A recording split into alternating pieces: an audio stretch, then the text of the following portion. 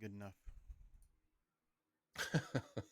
Gonna need a magnifying glass. I know. Classic.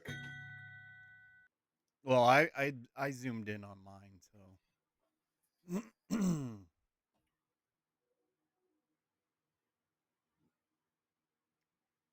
All right. Now let me pull up all my notes. Where'd I put 'em? There. All right.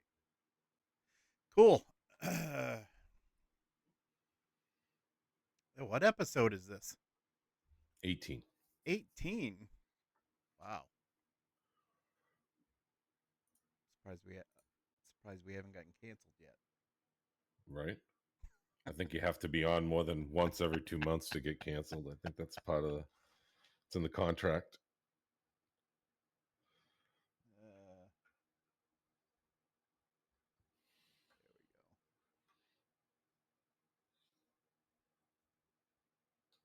Cool. You got my test.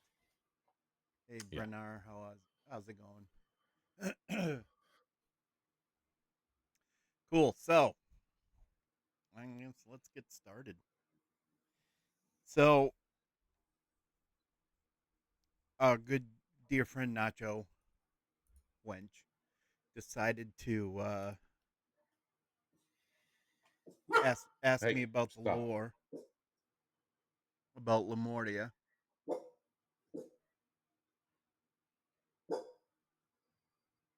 Mm-hmm. So I said, "Yeah, I can find some stuff for you and we can talk about it." Well, I found a lot of lore. Of course, there's a ton of it out there.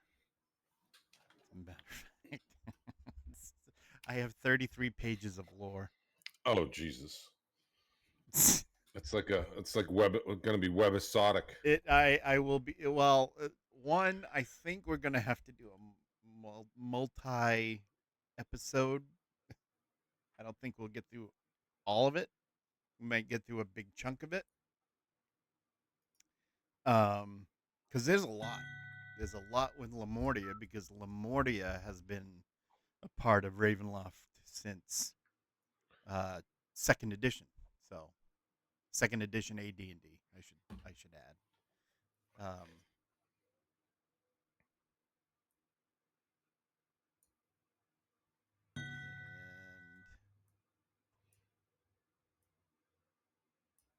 so I figured we'd start with. Hold on. I'm trying to hold on. I'm trying to see myself on your I page. know, right? Hold on 1 second. 1 second.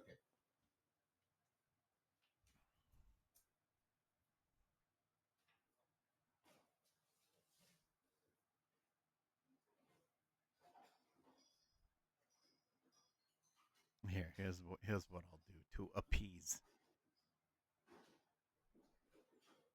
I'm going to. I got the fix. Don't worry about it. I got the fix. You sure? I got the. Yeah. Hold on. All right. Jackass. There we go. Oh, Mm-hmm. I can't. You can crop it in OBS. I am cropping it, but it's not. Oh, No, you can crop the size of the frame. You don't. yeah, You're just making it bigger. because I was Yeah. pressing. Right. So I leave it wasn't. like that, and then I was. crop. Then crop. There you go. I was not pressing the Alt key. Shocker.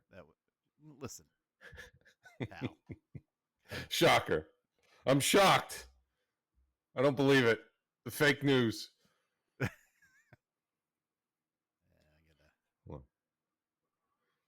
Oh, it's better Fake, now. Quit your bitching. fake news. And then you just got to bring the top back up. Yep, there you go. Bob's your uncle. Looks great. Boom. Good job. Let me get a. I don't have my sound effects anymore. Oh, that's good. Right? Your nitro's expired. So No. got this the other day. Okay. It's three Very books nice. in one, but it's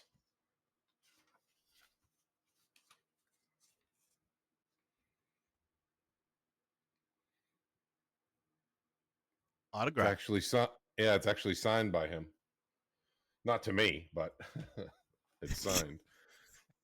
So when you sell it, you'd be like, "Yeah, that was to Yeah, me," but I get extra money. you get that extra 100, 200 bucks.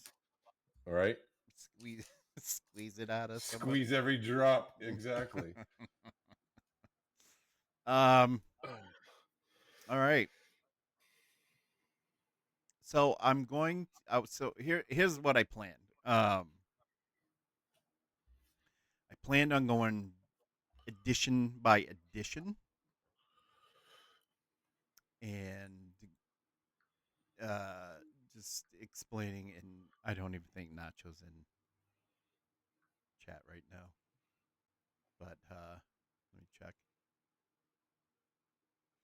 Not in mine. I don't know about yours, but No, um,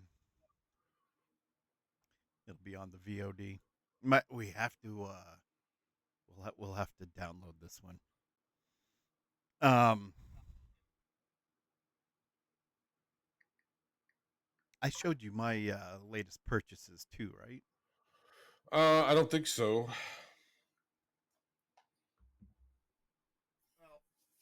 Well, You for showed me times. some alternate cover. Yeah, those were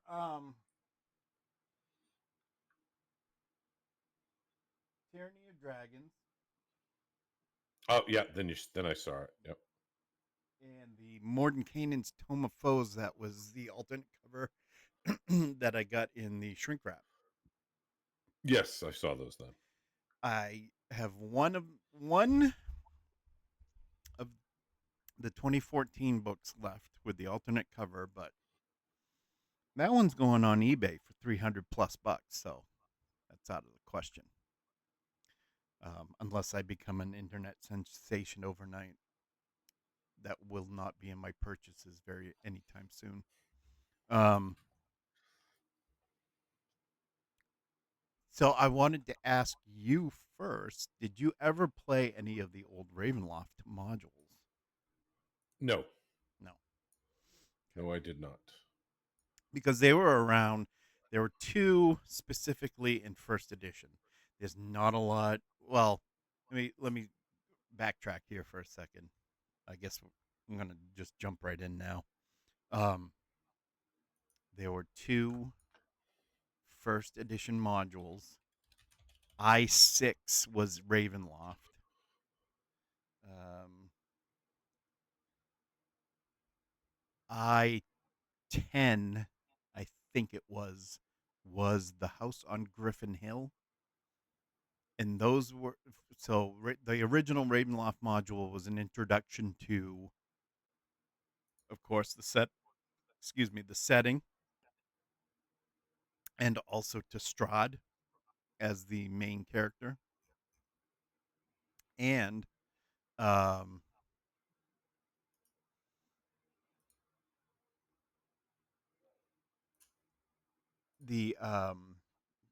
the the domain of Barovia.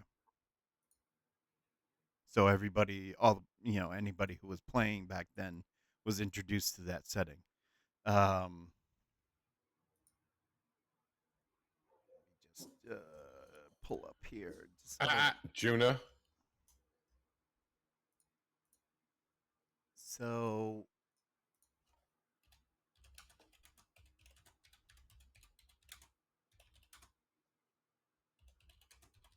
yeah, what I got here in front of me, because I didn't add this to my notes in time. It was, of course, written by Tracy and Laura Hickman. Yep. Um, it is released on Drive-Thru RPG and Dungeon Masters Guild for $4.99 for a PDF in digital format. I highly suggest buying it for anybody that's interested. Um, Which thir- one? I6 it is called Ravenloft. Uh, Drive-Thru RPG or DM's Guild. um,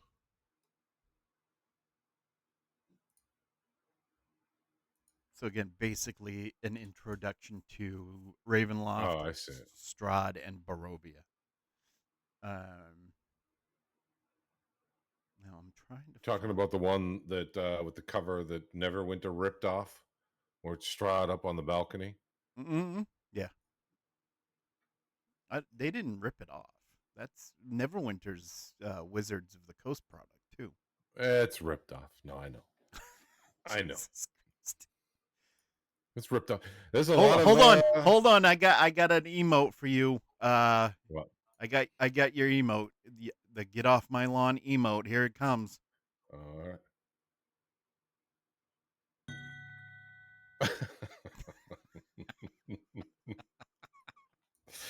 Oh, it's funny.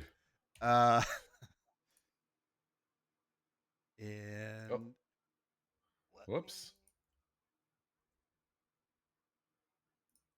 look up real quick. House on Griffin Whoops. Hill. I just I just created a new window. Whoops. I didn't want to do that. Oh, wait a minute. There's been a lot of before we get into the lore, would you like to talk about the I don't know whose channel this is. What's up, man? How's it going? It's been taken over. It's outsourced now. Where'd you outsource it to? And what? I And what? sold it. Go ahead. I sold it like Deltia's Gaming, so So what it's percentage been is it? sold. What percentage of did you charge for the tariff? Good to see you too, man. That's going to be a 50% tariff. Okay. Okay. That's Just 50. yeah, just making sure we got everything, clear. Um. So what was the question again? Good I'm to see sorry. you too, crazy.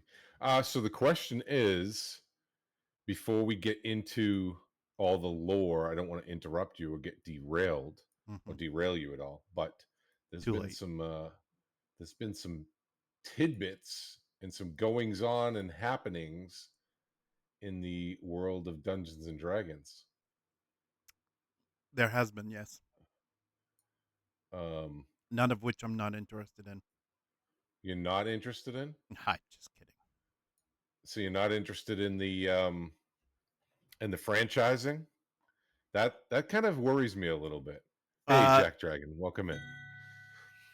That kind of worries hey, me a little bit. Crazy Whist and Jack Dragon. Now there's a cop show waiting to happen Yeah, that's a duo right there. on Lifetime.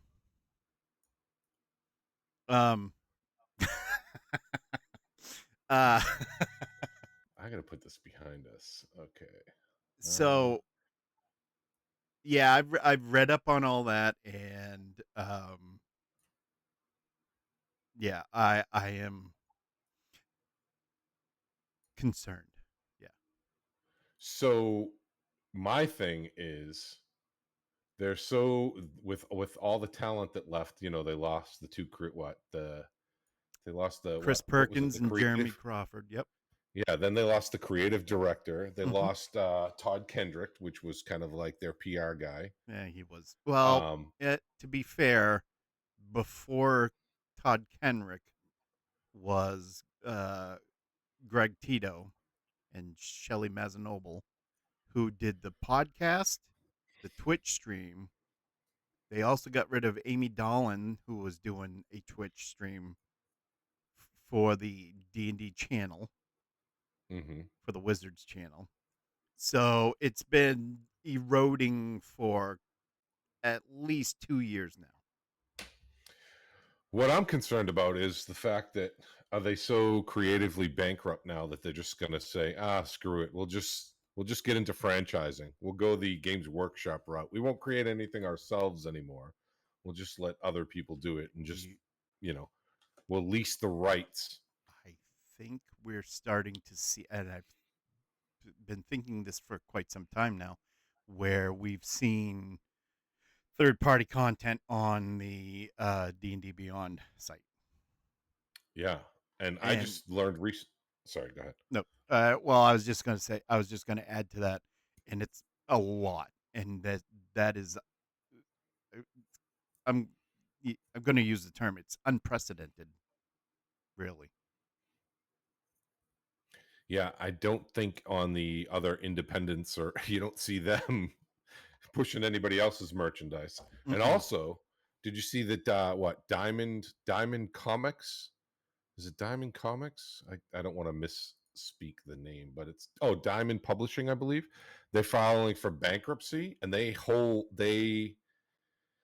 have a lot of like Paizo has a lot of stock with them that they're just going to lose. Hmm. Goodman Games as well. So some of these other indie TTRPG creators might take a big hit here. Everybody has taken stock in having to have themselves backed by some company, and when that company goes under, like Diamond,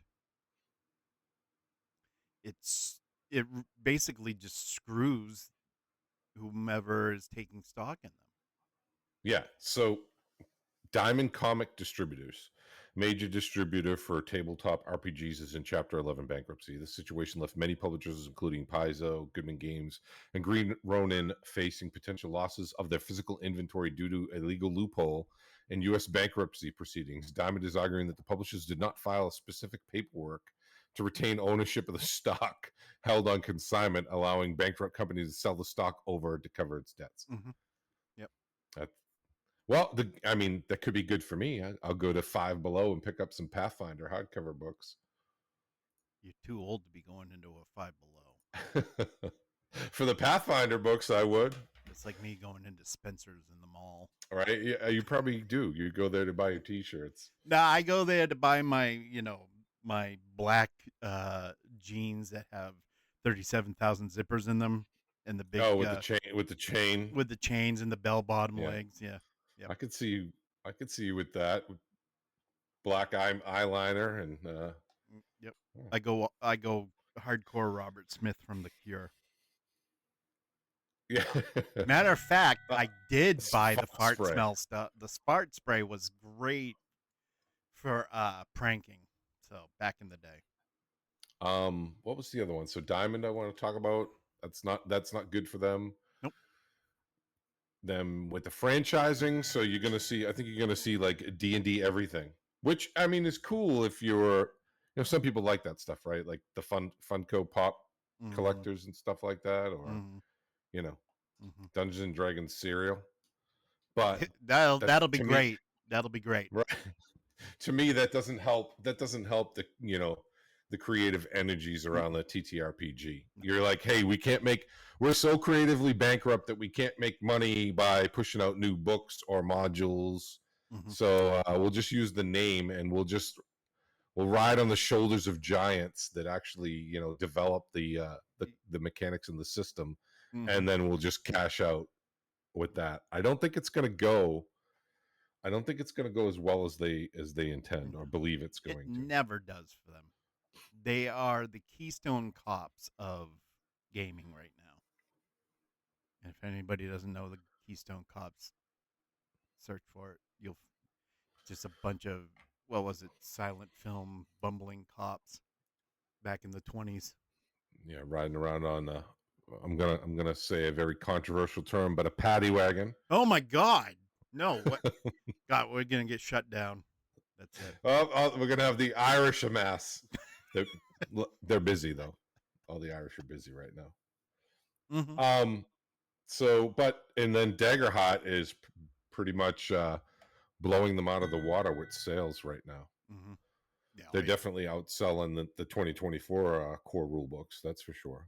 Well, you think paddy wagons controversial? Wait until I get into the retconning part of the show. Oh, so but Uh, again, they shot themselves in the foot by allowing Again, you allowed a again. group of Yeah. a group of the Critical Role crew. Yep. They captured the audience, Yep. and the fans became loyal to them, not to the IP or to the product. Right? Mm-hmm. That just shows that they're there for the entertainment value Mm-hmm. from the members of Critical Role, not for your TTRPG. And when they went over to Daggerhide, all their followers and fans went with them, Yep. and they purchased their books. Well, Daggerheart was smart. They released stuff for free at first. Yeah, a lot of the core rule books and everything, you can just stop playing for free. Yep. Yep. Yep. Which is So smart. yeah, I mean it's like anything, right? It's like a crack dealer. Your first hit's free, then keep you coming See, back. we can't do that. Now All right, sorry. I need to. I'm dating myself. All right, your first hit of fentanyl is free. Oh, here we go. Here we go. Get ready Crack is for a so bumpy ride. 90s. With Crack is so 90s. Your first hit of fentanyl is free. the 4 people in chat, get ready for a bumpy ride. Right, You mentioned cereal. That's funny because I just thought of right. D&D cereal, do you remember like Count Chocula D&D pudding Blueberry? pops. I do. Count Count Chocula, Boo Berry. uh, What was it? What was the Frankenberry, Frankenstein one? Frankenberry. Frankenberry. Yeah. They also had a werewolf one. Oh, they did have a They werewolf one. I did, can't remember that. and I What was cannot the name of that remember. one? Let's see if I can find it. But I was Werewolf thinking werewolf cereal. Fruit Brute. Fruit Brute. Yeah, Fruit Brute. Oh, I see Fruit Brute, but that might have been a ripoff. Wolfenberry, and then Yummy Mummy. Oh, here we go. Here we I get the remember. pictures. I got the pictures right here. I'm gonna drop it in chat. Dropping it in chat. There we go.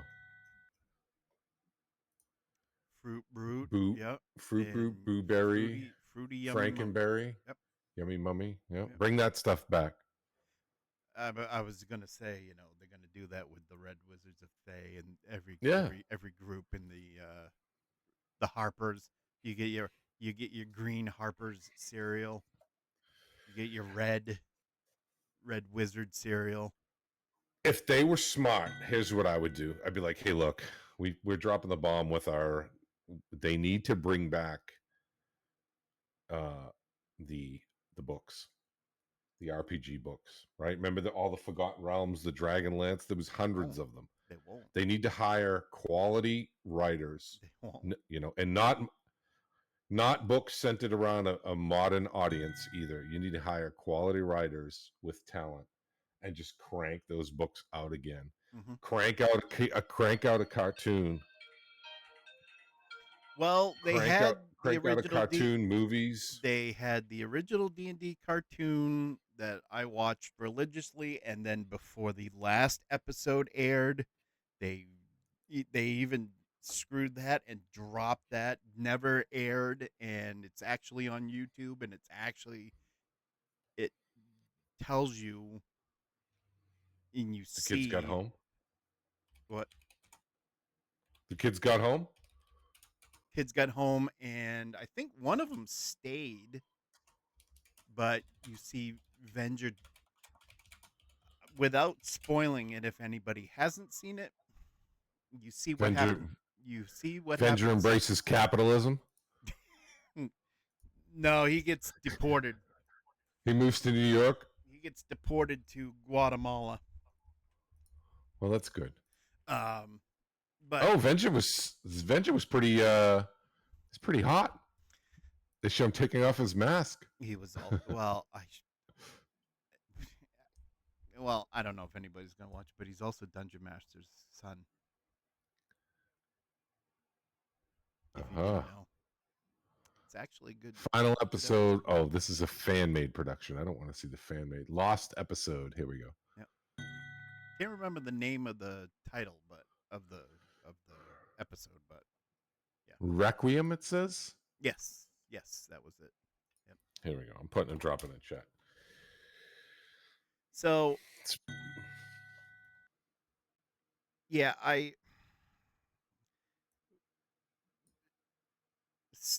I'm gonna go down this road for just a second and say Hasbro CEO Chris Cox is a gigantic tool.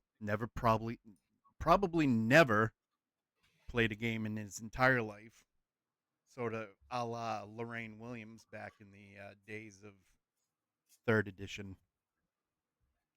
Um, and all he's looking at is AI. Oh yeah, That's it. I mean, Mike, all the companies are. Microsoft just laid off 9,000 people, and people are speculating. Yeah, they're making some room to once they roll out the AI. Yep.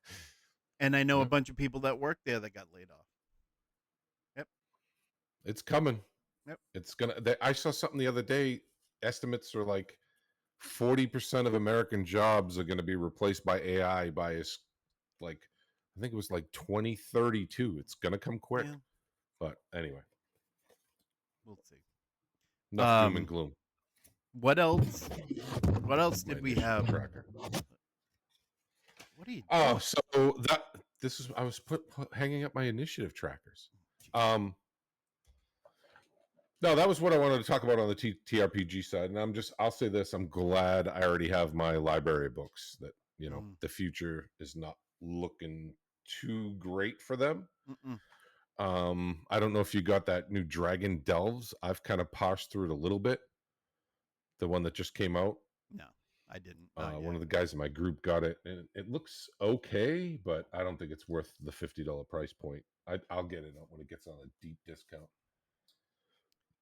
Do you remember That back? was, Do you remember back in the day when modules were $4.99? I mean, that's when candy bars were 10 cents, Well, maybe a quarter. Phone calls were 10 cents at that time, though. Yes, I do remember that. KB Toys yep, used to have modules for yep. 4.99. And the core rule books were 30. Which, when you think about it, with inflation, that was probably a bit high back then. I don't want to hear about inflation. Well, I mean, you catch like you. I used to go into Walden Books. I never bought anything when it first came out and it hit the shelves. KB Toys R Us. Yep. Yep. Child World. We had Child World here in Child World, yeah. Massachusetts. Yeah, I remember Child World. We used to go when we used to go down to Massachusetts when I lived in Didn't Maine as a kid. Yep. I think Child one of the World. I think one of the Child Worlds had it was like a castle. Yes. Hold on, let me see if I can pull up a picture. Yes, it was. Yes, yes, I found We it. did have some in Maine too. Here we go. There's the castle that I remember. Dropping that in chat. We had these here. Yep. Saugus. Oh boy, there's a drive. Well, they were all over the place. There was one in They were. Colorado. Huh. Um, what was I going to say? Um, no, I think Chris Cox, Hasbro CEO, is blowing it. He's putting all his eggs in one basket, and it's going to backfire. And I am just waiting for Wizards value to drop like a homemade submarine in the North Atlantic when it implodes. Now, I will say this though. Maybe this could work in the D&D enthusiast favor. Look at Baldur's Gate 3. That was a great game, great storytelling, and it wasn't done in-house. I think the problem that's going to be is they want to put everything in-house, Mm-hmm. and that's or move a lot of things over to in-house. That Mm-hmm. might be a problem because I don't think they have the talent to do that. And They have a little bit of talent, but they don't have the talent like they used to in because they basically just driven everybody away if they haven't laid them off or fired them. mm, And you've seen it with they drove Jeremy Crawford and Chris Perkins away. They were both going to retire, why does my and then Darrington Press picks them up like almost immediately. And get ready because the Critical Role crew and Darrington Presses, they're going to have a payday. So does my stream look blurry? I think it looks blurry. I don't know. I'm not watching it. Everybody's in your chat, so Oh, that's I boycotted you. oh yeah. Well, I did notice that I've lost a few followers. And actually I think it's a glitch because yeah, I was a Toys R Us kid. Remember the song, the jingle? Go ahead and sing it for us. I want to be a Toys R Us kid. I don't know. I don't remember the whole thing, but that was the gist of it. Oh, what a velvety, smooth, dulcet tone that you I mean, just. I yeah. mean, you ought to be hitting the Kowloon and crooning. Is that still Yeah, open? that's it, Jack just nailed it. Now it's coming back. I don't want to grow up. I'm a Toys R Us kid. It's got cars and trucks and toys and that I can play with. Yeah, it's coming back. Oh my god, that just opened up a cobweb database in my brain. Some old synapses are firing that haven't had any impulses or electrical activity in probably about 46 years. So, all right. Anything else before we segue over to the lore drop? Or yeah. So DDO played last night. Some pretty major rubber banding and leg spikes. Yeah, music does make the memories last longer. It's easier to imprint, I think, when you have a catchy jingle like that. And I thought we were supposed to do the transfers 2 days ago on the 9th, but then They Nacho pushed said that to the 15th. that's what Nacho said. Yep. I don't know. I have a bunch of characters, but I'm going to let the other ones just die off because I'm never going to play them anyway. But I have two. I have two characters. One with like 3 past lives, a Dragonborn Sork, and I have another one with like 17 past lives. I think I'm going to put them on 2 different servers. I know what were the ones you were talking about, Todd? Shadowdale is one. Thrain is one. Moonsea is a EU server, and we'll have Cormier still. So yeah, that's I'm just probably gonna put one on Shadowdale because I know Nacho said something about Shadowdale too, and then I'll probably put the other one on Cormier. But I don't know which one I'm putting where. It depends where people are gonna play mostly, predominantly, and I'll put the one with the most lives on that one, and then I'll probably end up putting the Sork on Shadowdale. I am a little disappointed though. I still feel like they added too many servers, in my opinion. That's just my opinion. I do feel that. They're getting rid of a lot more than what they. I know, but to me, it should be US, EU. You get 2 to pick from. Now, Should be. maybe it should be. That would be nice to have the whole community consolidated on one server and call it a day. But maybe it wasn't performant. Yeah. Maybe it wasn't performant viable. You know, maybe it can't handle it. But that would be nice. That way, people wouldn't even have to choose. It's just like log into the game and play with everybody in the community that's still playing. That would be nice. Yep. That would be nice that I didn't have to choose, right? Because now here's what I find crazy. You're consolidating your 2-decade-old game. You're consolidating your community, but then you're fracturing them again, making people. I mean, correct me if I'm wrong, but that's three U.S. servers, right? You got Thrain, Shadowdale, Thrain, and Cormier. Shadowdale. 3. Yep. Does the player population really need 3 servers? Really? I don't know. No. Yeah, I'm not sure about the tech part either. Crazy. That's why. I mean, but it would be nice. It would be nice if everybody could just be on one. Again, I don't know if it's a performance issue, but it would be nice. That way, nobody has to choose. Mm-hmm. Yeah. But that's my thing. So if it's the 15th, yep. I'll probably wait till you guys do your packing and unpacking so I can just scrub off of you and have you guys tell me how to do it so I don't have to like look There's up a guide on DDO.com. Is there? Okay. But that's what I'm doing. And if anybody in chat can find it before I do, feel free to drop the link. Hey, Brackhart. Thanks for the raid. Appreciate it. Welcome in, Raiders. Hey, so did you get to play around with the packing and unpacking on No. Lamordia or anything? No. No? No. Okay. Um, I have been playing a ton of Neverwinter. I saw that. I haven't been chatting in your sessions because I've been doing other things, but I've been leaving it on. I saw that. I saw your big crit damage numbers video that you sent. You been having fun? It's been fun getting back into it. Very fun. Um, I joined a guild. I joined a Neverwinter Discord, not the official or the sort of unofficial official one, but Hey, neutral. How's it going? a lot of help, a very very helpful community, and I'm having a blast. I'm playing Oh, as good. a wizard, an arcanist, and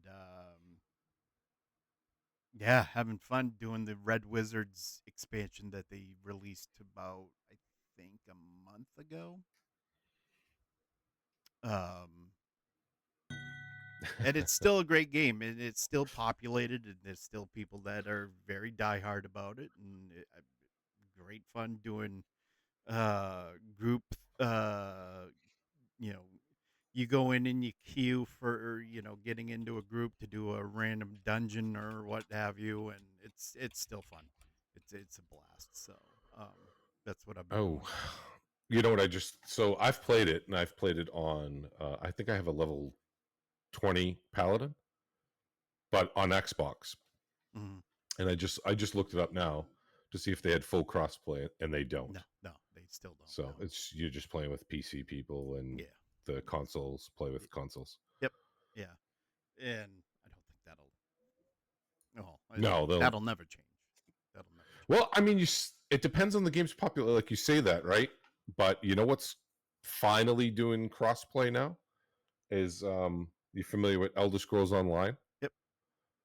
They are actually what I think they're over a decade old. I think they're maybe coming up on their 11th year, Mm. but they are enacting soon. They don't say when, but crossplay between PlayStation, Xbox, and PC. Hmm. That's on the horizon. They're working on that now. So Yeah. who knows? Yeah. Maybe Maybe. Neverwinter will get that too. Maybe. You It never is know. a Wizards product, though. Yeah, it'll be broken. Did you know? I just found out recently too that there were two virtual tabletops in development simultaneously. Yep. So there were, Yep. and they didn't even, and the developers didn't even know about it. They were like compartmentalized. Oh, well, that I that Thanks for doesn't the follow. that I appreciate doesn't it, Boss that Far. doesn't surprise me at all.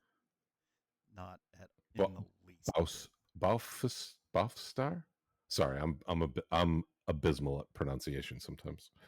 Um. Um, but yeah, so there was Sigil, and then there was another unnamed one that somebody just covered it.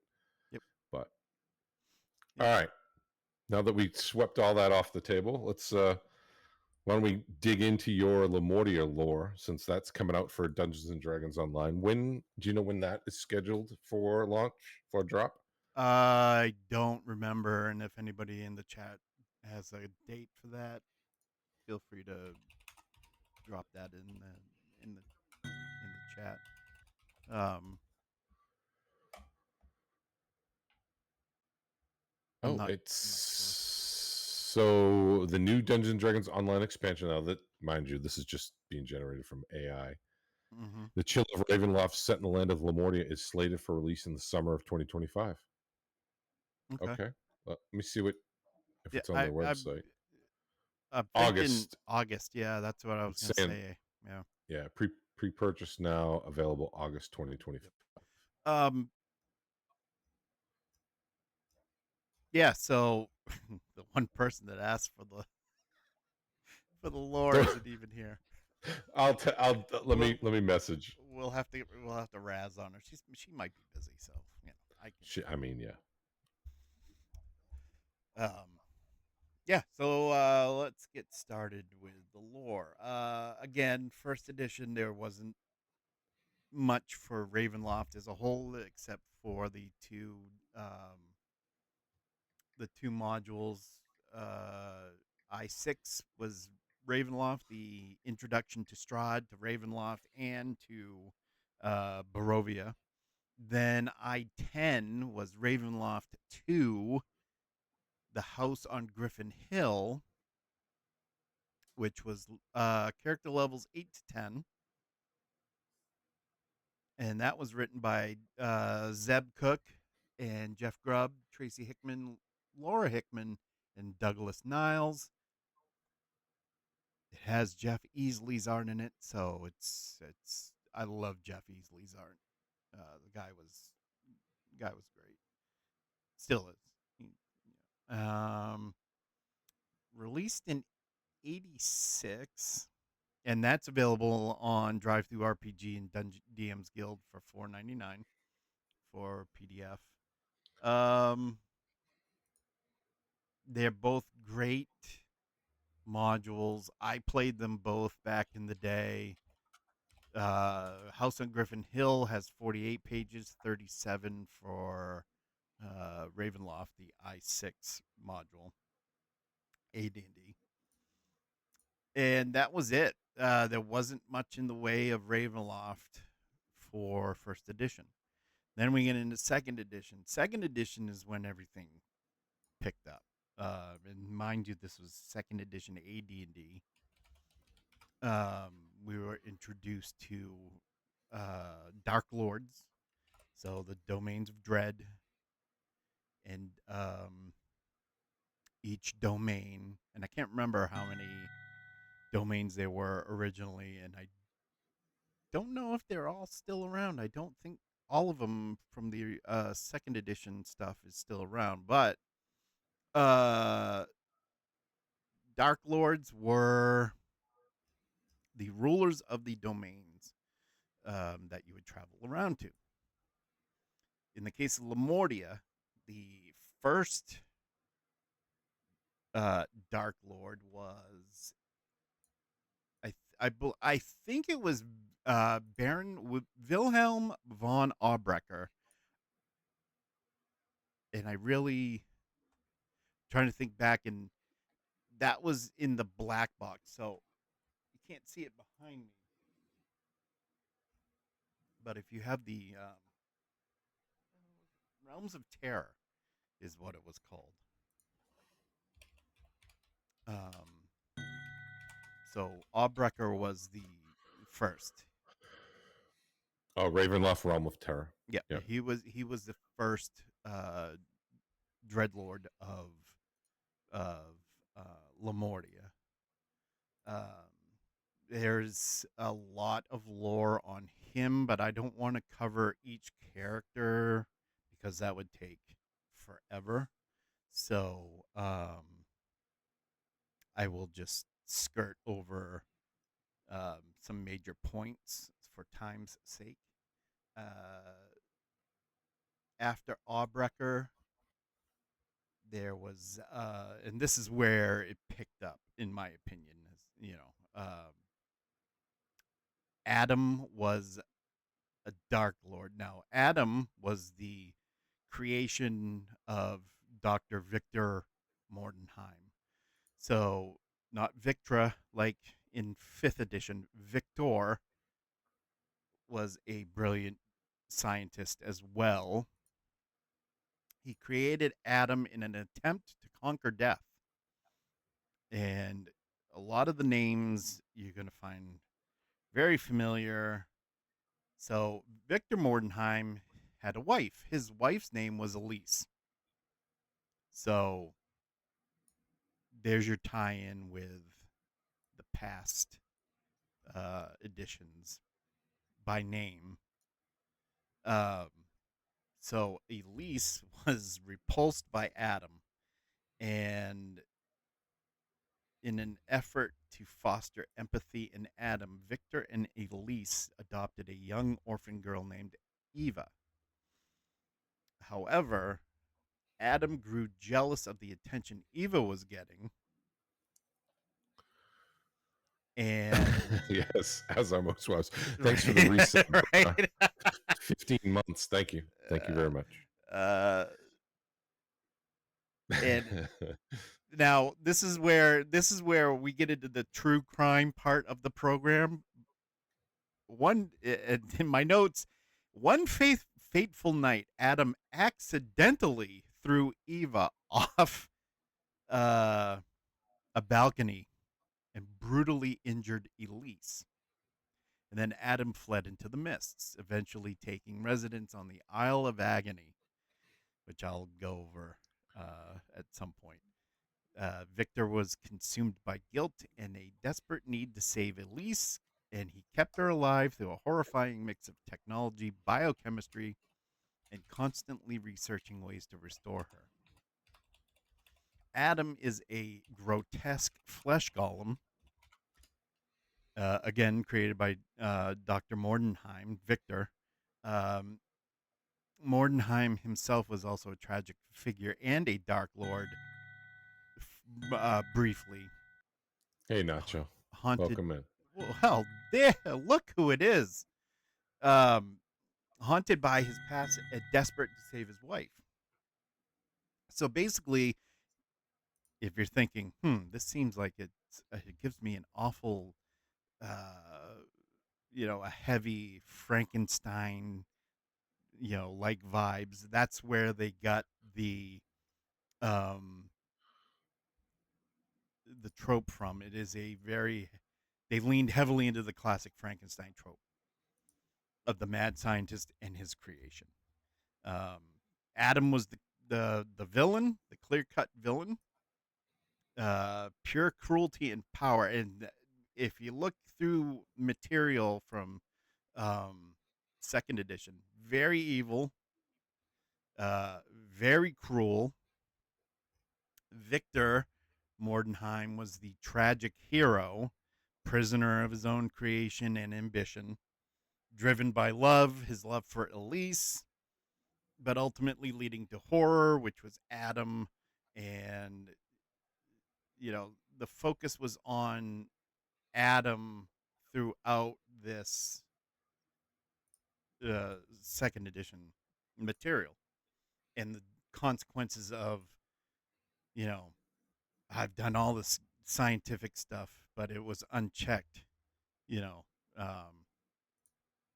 What does my notes say? Dire consequences of unchecked scientific hubris. So Adam, primarily the Dark Lord of Lamordia, monstrous and evil being, flesh golem. Victor Mordenheim, the creator, brilliant but broken man trying to save his wife. Elise Mordenheim was his wife. Had a now.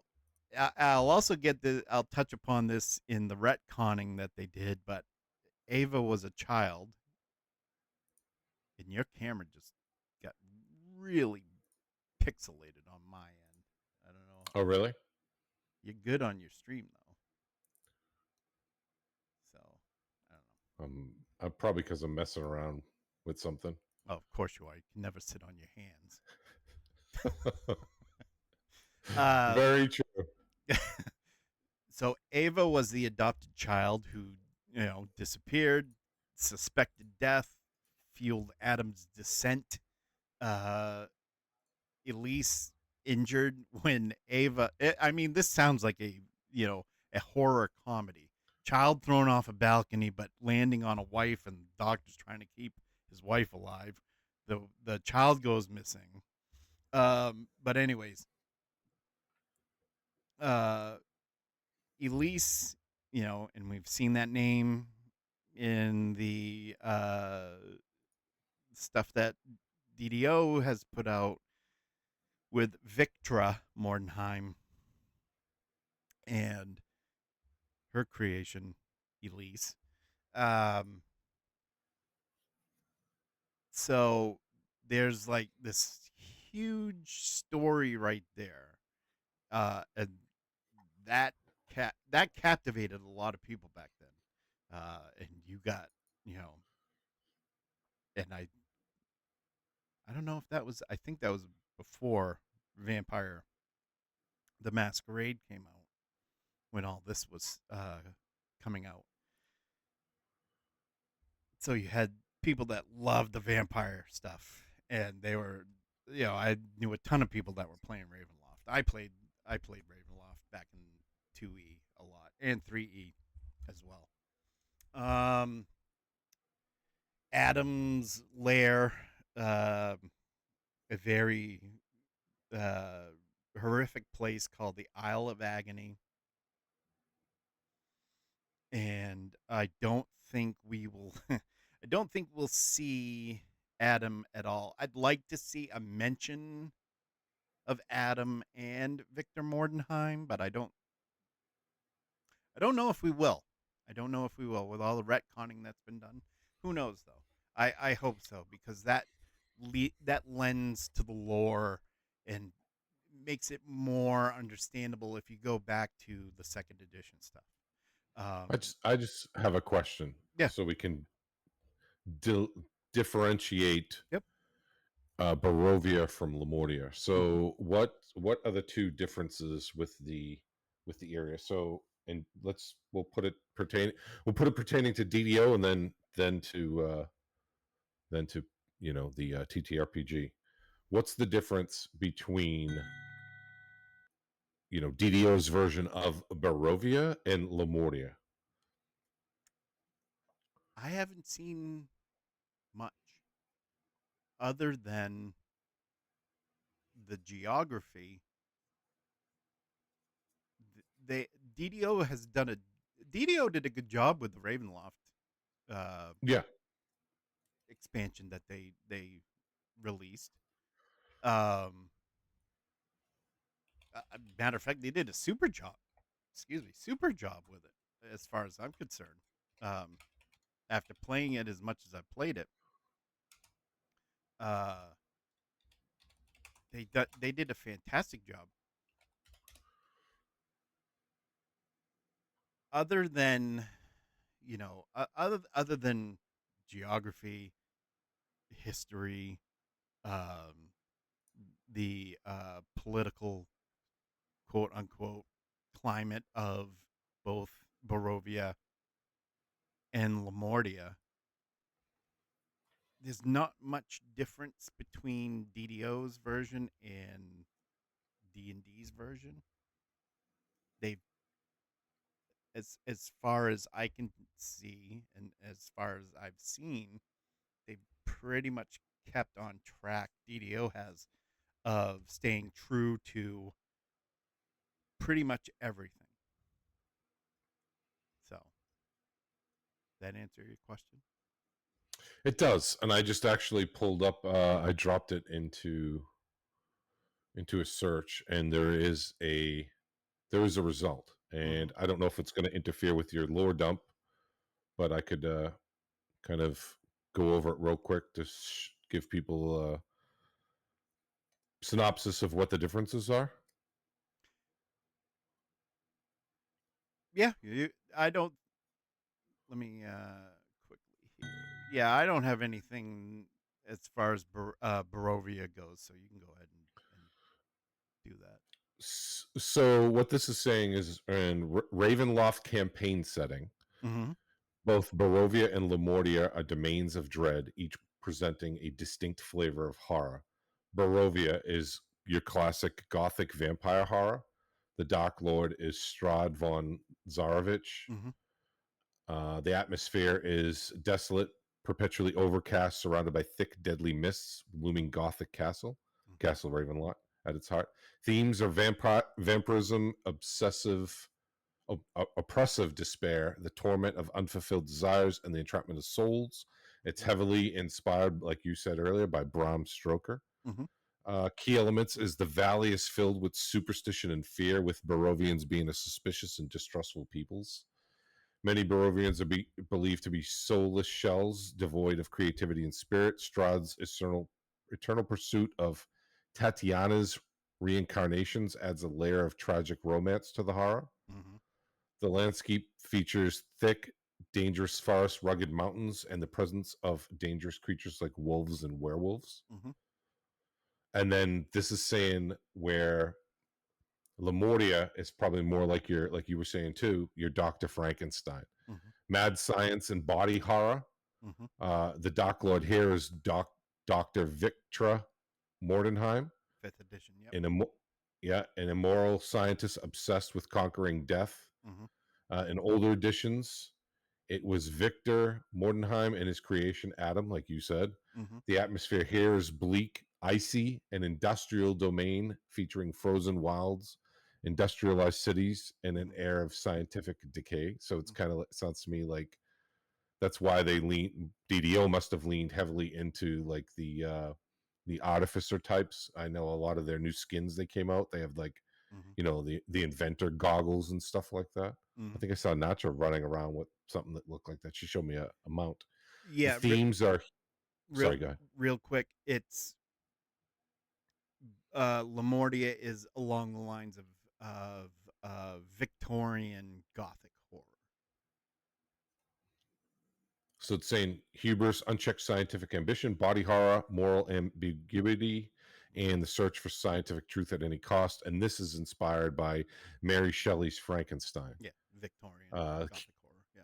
Key elements here focus on bizarre experiments, reanimation of corpses, Mm-hmm. like the reborn, and the exploitation of the domain's natural resources for twisted purposes. The people are hardy and practical, often denying the existence of magic and viewing scientific pursuit as the height of civilization. Yep. Yeah. Usual features like areas of arcane radiation and ironclad whaling vessels hunting unknown creatures add to the atmosphere of strange industrial dread. Oh, okay. Relationship between the Dark Lord and the creation, Adam or Elise, highlights the tragedy and moral complexities of their experiments. Yep. There's a lot In of like. essence, Go ahead. it's saying, in essence, Barovia presents a more traditional Gothic horror setting centered around a powerful vampire, while Lamordia delves into the terrifying consequences of scientific experimentation and the ethical dilemmas of unchecked ambition. Yep. Okay, Yep. That's now that makes sense. yep. Why I saw the art direction that DDO took. Yep. That makes sense. Yeah. Uh, and they did a really good job. So I streamed. Uh, I went through the four, on Lamania, the four quests that they had. They did a spot on job with not only the art but the lore. Uh, and I hope that bodes well for when they do the release in August. Um, I think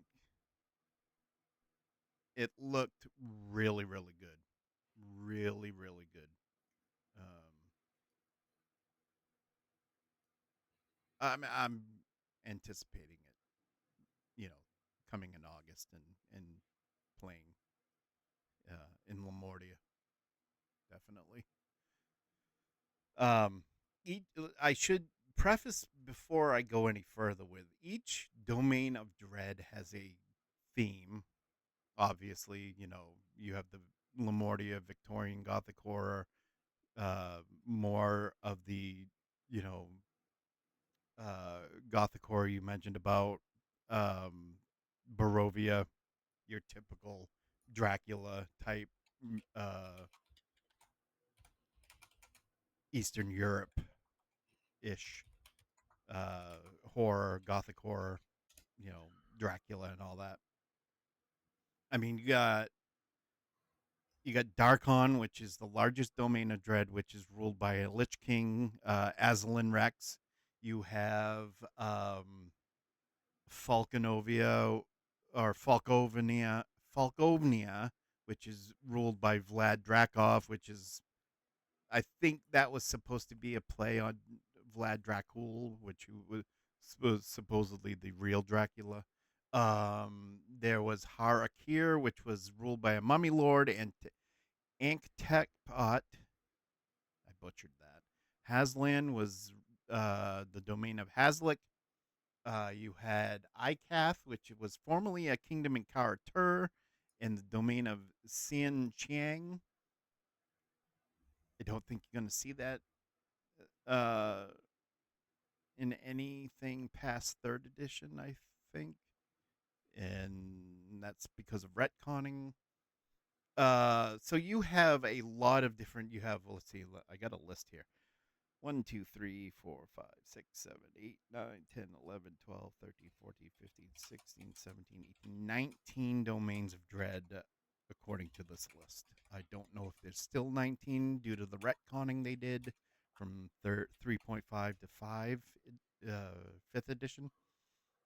Um, but um, tons of different domains, tons of different themes. Um, You even have one. I don't know if you remember Raven's Bluff by any chance. Raven's Bluff. I I do not. That was sort of like Lankmar. It was like a separate but not separate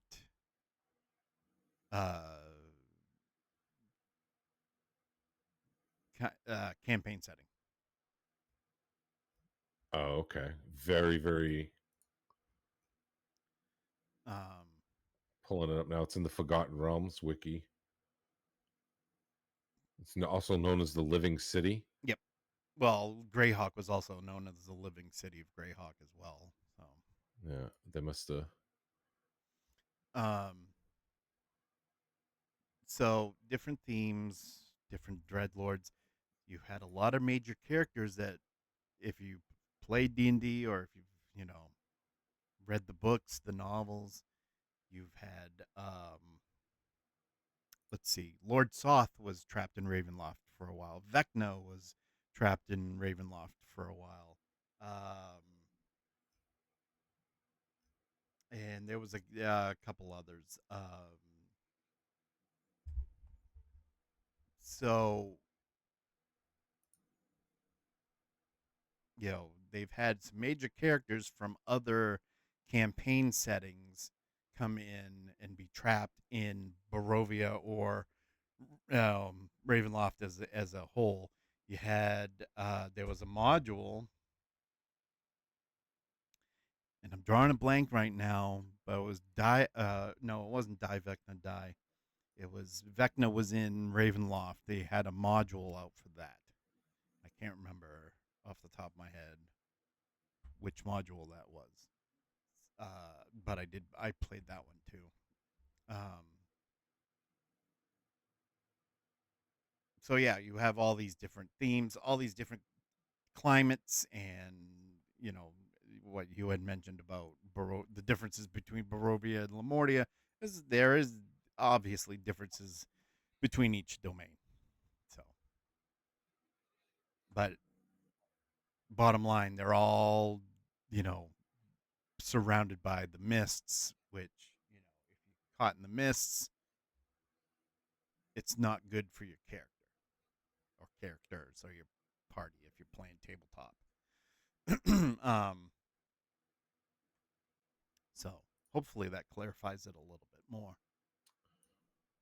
Yeah, it definitely did for me. I didn't know the difference. I never played Ravenloft when I played first edition, and I actually skipped second edition, Mm-hmm. so I was not familiar with it. They even had a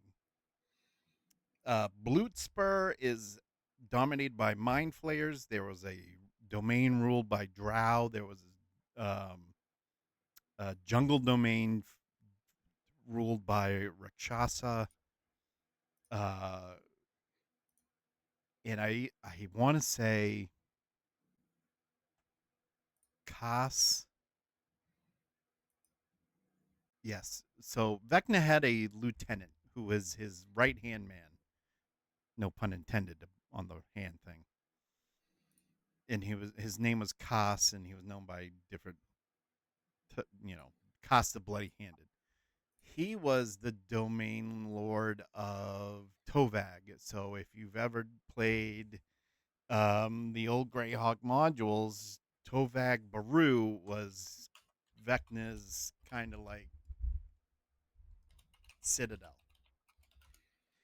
Um, so yeah, it's a very diverse campaign setting, which I loved playing that. We we played First through third editions. So however many years that was, that I played a lot of time in Ravenloft during um those editions. Let's see. Let's go back to here. So yeah, your general atmosphere of, I mean, you mentioned this, uh, general atmosphere of Lamordia.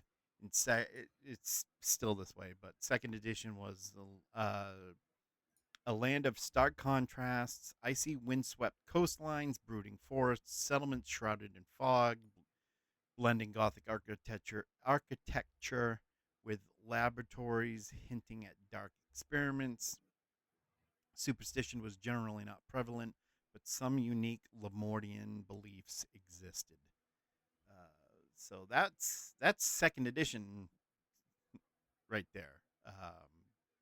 The second edition was more of the foundation of what you have today as far as Lamordia goes.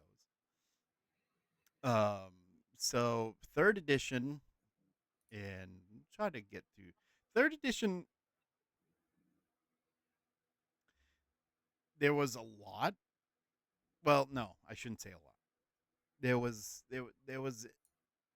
some content. Fourth edition, I won't mention fourth edition because not only did not play, but there was not a lot of fourth edition material for Ravenloft. And I had the story behind that, and maybe it's in my notes somewhere. But um, third edition followed the established second edition narrative with Adam and Victor Mordenheim remaining as the prominent figures. Um, while the core story remained in third edition, in third edition supplements like Ravenloft Gazetteers would have expanded upon the domain's geography specific settlements like Nerfurchtenberg and additional characters or creatures within its borders. And I'm going to I'm going to put that in the chat. For so there's a lot of Newfurchtenberg. Yeah, that's Newfurchtenberg. So, like names, for instance, a lot of Swiss, German, Austrian names. If you look through um, a lot of the naming conventions of things going on in Lamordia. Uh, the key additions to um, third edition in Lamordia was a Renaissance culture level with a population that's primarily human. There was primarily a atheist. Uh, I don't want to say religion, but people were mostly atheist, with only a small amount of religious groups existing. There was further details on the domain's history that was provided, including its formation, Adam's creation, the Winter War with Falkovnia, and other significant events or characters like Rudolf von Aubrecher, who was um, the living brain. So he ended up being the living brain, literally a brain in a jar. And the theme of mad science and the creation of dread flesh golems remained central. So basically, they added a little more to third edition, but they primarily kept everything as is. And third edition was fun. 3.5, they really didn't do much. Uh, I think there might have been some supplements that were released by TSR back then, but I'm not 100% sure. Um, but yeah, that's primarily it for third edition. And then we get into our edition we have now, fifth edition. Um, you have. Do you own Van Richten's Guide to Ravenloft by any chance? You I do. do. Okay. I do. So, fifth edition, and this is where, you know, older grognards. It's like controversial with the retconning. And for those who don't know, retconning is, oh, we've taken all this stuff, changed it, and all that stuff. Just forget about that stuff. It's history, but it's just we don't. There was problematic stuff and this, that, and the other thing, which I will go over. But well, before I go any further, let me stop. Is there anything between second and third edition that you want to ask, or anybody in chat for that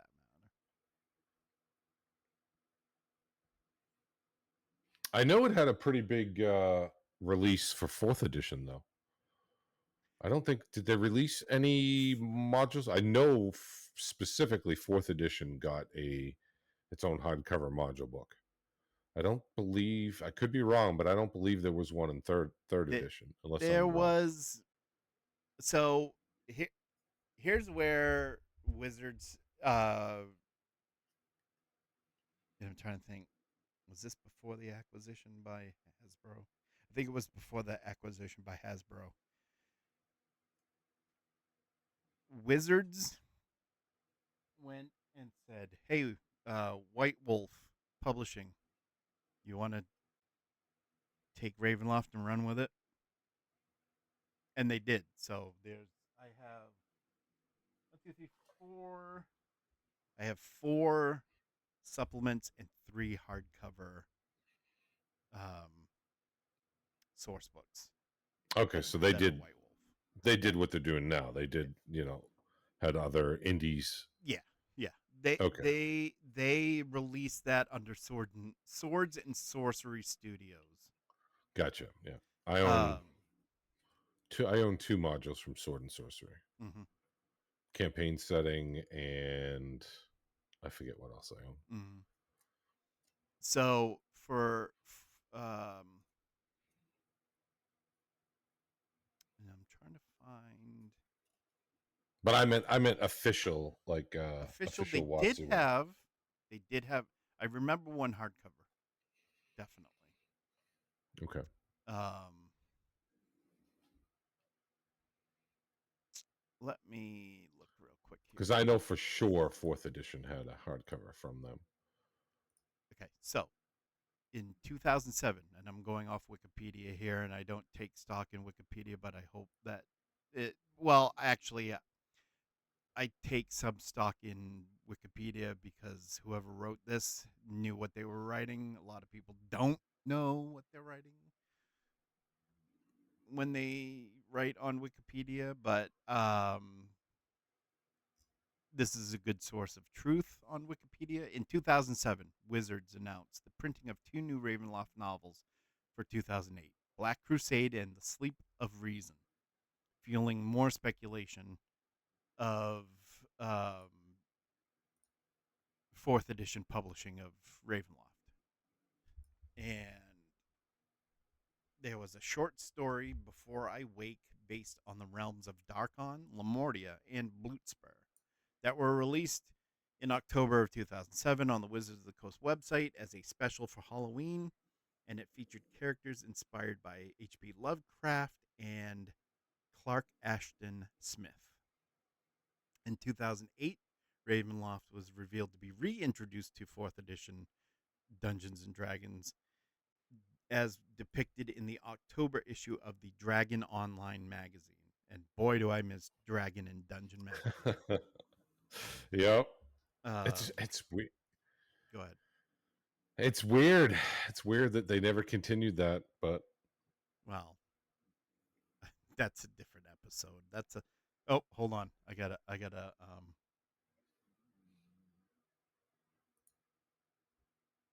get another emote for that. It's a flying lawnmower. Um, my get off my lawn emotes.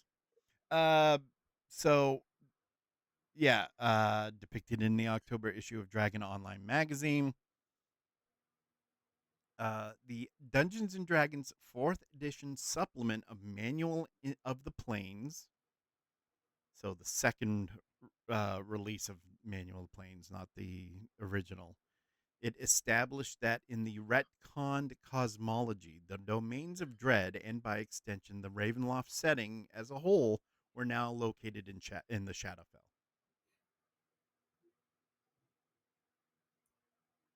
So everybody knows, hopefully, what the Shadowfell is. If you don't, it's a mirror plane of death and gloom lying adjacent to the mortal realm. And while a fourth edition update to the Ravenloft setting was announced at Gen Con 2010, in true Wizards of the Coast style, it was never released. So in 2010, Ravenloft was the setting for the Castle Ravenloft board game. So which I own. is that a Hasbro product? It is. Yeah. Yeah, that's yeah. Okay, cuz so I was working for Wizards in 2003 to 2005. So yeah. Yeah, that was after the Oh, is it a Hasbro? I want to say that. I want to say it is, but I'm not I think it sure. I'd have was. to go in I the think it was. closet and Matter of look. fact, you know what? I'll look it up here. Castle Ravenloft board game is a board game published in 2010 by Wizards of the Coast. Okay, so I guess it Yeah, wasn't. Okay. This is before Hasbro got their grubby hands on D&D. All right. Let's see. Okay, so in 2010, right, Ravenloft was the setting for the Castle Ravenloft board game. Ravenloft also appeared in the official magazine articles such as Dungeon 207, which was titled Fair Barovia, and Dragon 416416, History Check, Strahd and Van Richten, October 2012. And that's pretty much what Wikipedia says. And I want to, let's see. So yeah, there's a Castle Ravenloft board game, and I know there was a fourth edition source book. Just where is it though?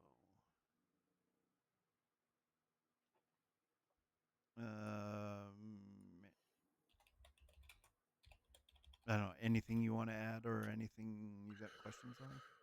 I'm just curious how. So, I mean, for the tabletop, it Mm-hmm. speaks for itself. But I am curious how they're going to implement it in DDO. If it's going to have kind of the Barovia vibe to it, or is it gonna? Is the area going Different, to feel different? different. It's different. Oh, oh, it is. You Okay. you can I can tell immediately. Um, if you I don't know if I still have those vods on my channel. If you go back and maybe look, I don't think I do though. Um, it's different. It's strikingly different. Yeah. I mean, you have, these huge brick buildings like old sanitariums. What's this? What's the sanitarium? The old mental it's hospital in Massachusetts that was shut down. Oh God. Trying to think of the one on the island, No, like the one that's stuck. What Shutter Island is kind of loosely based on.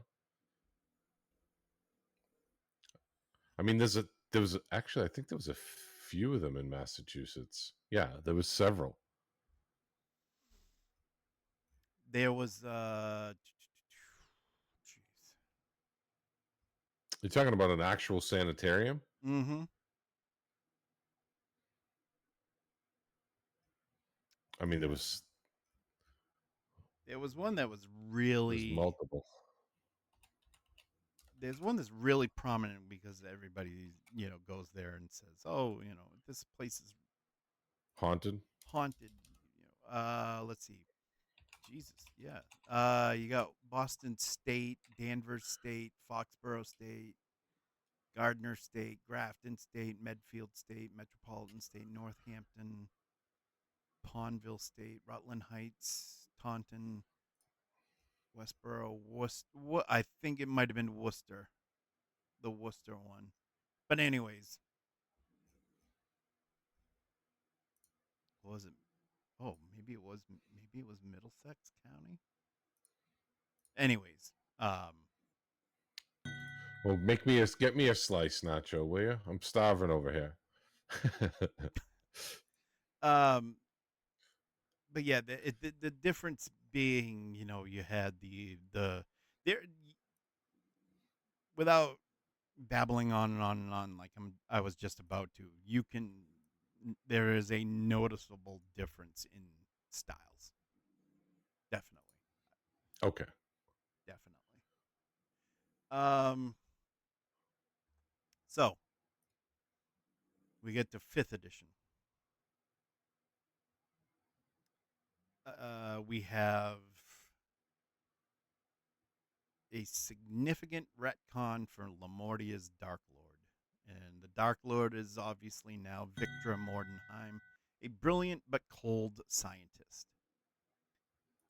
I could not find, and you would think, oh, Victra Mordenheim, is she Victor's daughter? I could not find anything that indicated otherwise. I'd like pepperoni sausage and mushroom if you have it, Nacho. Um, Victor Mordenheim is driven by a desire to conquer death, a goal that becomes intensely personal when her lover, Elise, falls ill. Now, before I go any further, I looked for what seemed hours on what's the tie between Victor and Victra. What's is Elise Victor's wife, who's dead and now a golem, or is Elise a new creation? All I could, Is all I is could, it just a is it a gender swap? yes, pretty much, in my opinion. You know, it may be, the people that designed it may have had a another goal in mind and another, perspective on it. Victor's desperate and morally reprehensible experiments to save Elise, which there brings me back to, okay, is Elise Victor's wife that is now a golem? Her Made her a flesh golem? Yeah, her morally reprehensible experiments to save Elise lead to the creation of the unbreakable heart, quote unquote, unbreakable heart, and her ascension to Dark Lord status. Elise is now sustained by this artificial heart, and Elise is not simply a creature, but a woman tragically transformed and coveted by Victra. So there are some, uh, with the dawning of fifth edition and inclusivity and all that, the LGBTQ vibe there, right? The fifth edition version delves into more nuanced and psychological horror. Victra is not simply a power hungry mad scientist, but a figure driven by love and loss. So, kind of like uh, Strahd. Strahd has this thing and this like laser uh, intense, you know, love for Tatiana, and the same is said for Victra as far as how she covets Elise. Um, but driven by love and loss, whose good intentions pave a path to darkness. So what you're seeing is another repeat of the Mordenheim name, and they create something because they're brilliant and they have intentions that seem good but backfire and aren't good and end up being uh more of a moral dilemma, I guess you could say, in the end. So a modern day horror trope ripoff of Macbeth. Uh, yeah, No, totally oversimplified, but pretty much, yeah. Um, okay. the horror comes from the corrupting influence of grief, the moral ambiguities of scientific advancement, and the body horror associated with Victra's experiments. So the key changes and additions for fifth edition Lamordia, yeah, are the following. Victra is female, obviously, and she is the new Dark Lord, a gender flipped and reimagined version of Victor. Elise, the transformed lover, is reimagined. Okay, so I had it in my notes after all, so I was wrong.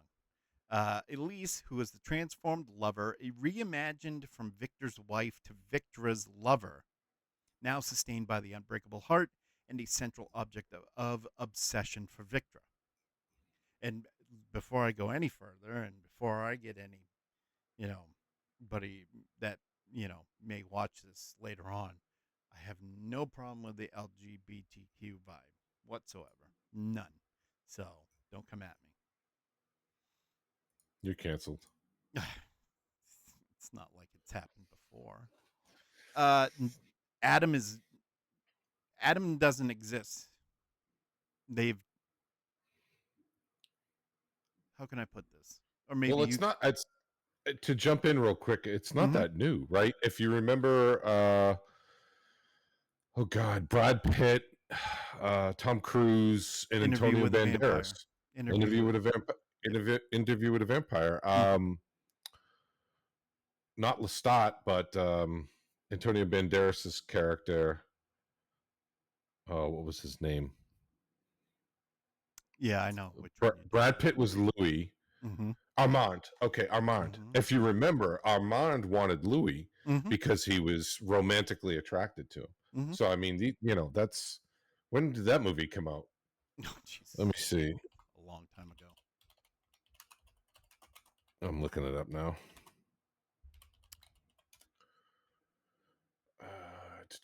When did this come out? Yeah, 1994. Oh, So Jesus. I'm old. That's it. Take me out behind the barn and shoot me. Anyways, I'm probably going to get banned from Twitch for that. I mean, they, a lot of that's the cool thing is there's more than one kind of vampire, right? Yeah. If we're talking about vampires, Yep. so Oh, definitely. So no Adam, because obviously, we don't want some evil flesh golem running around throwing kids off balconies. So they got rid of him. Uh, the monstrous Adam in my notes here. The monstrous Adam as a separate entity and Dark Lord is not mentioned in this iteration slash fifth edition. Elise narratively combines aspects of the original Elise and Adam. That's the way I perceive it. Public perception, the citizens of Lamordia surprisingly idolize Victra Mordenheim, though she has little patience for their fawning. This adds a layer of disconnect and potential dramatic irony, and that is one of the things that was mentioned in the 4 quests that they released on Lamania. There was I believe, if I think back correctly, and I know I think Nacho played all 4 quests as well, I believe. There was a mention of that in the dialogue in DDO. So you have, you know, she has her own little fan base in Lamordia. Victra does.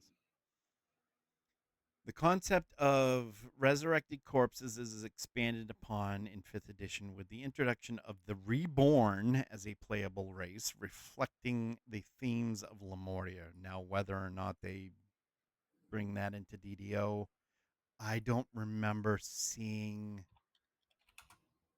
any creatures in those quests that were reborn. I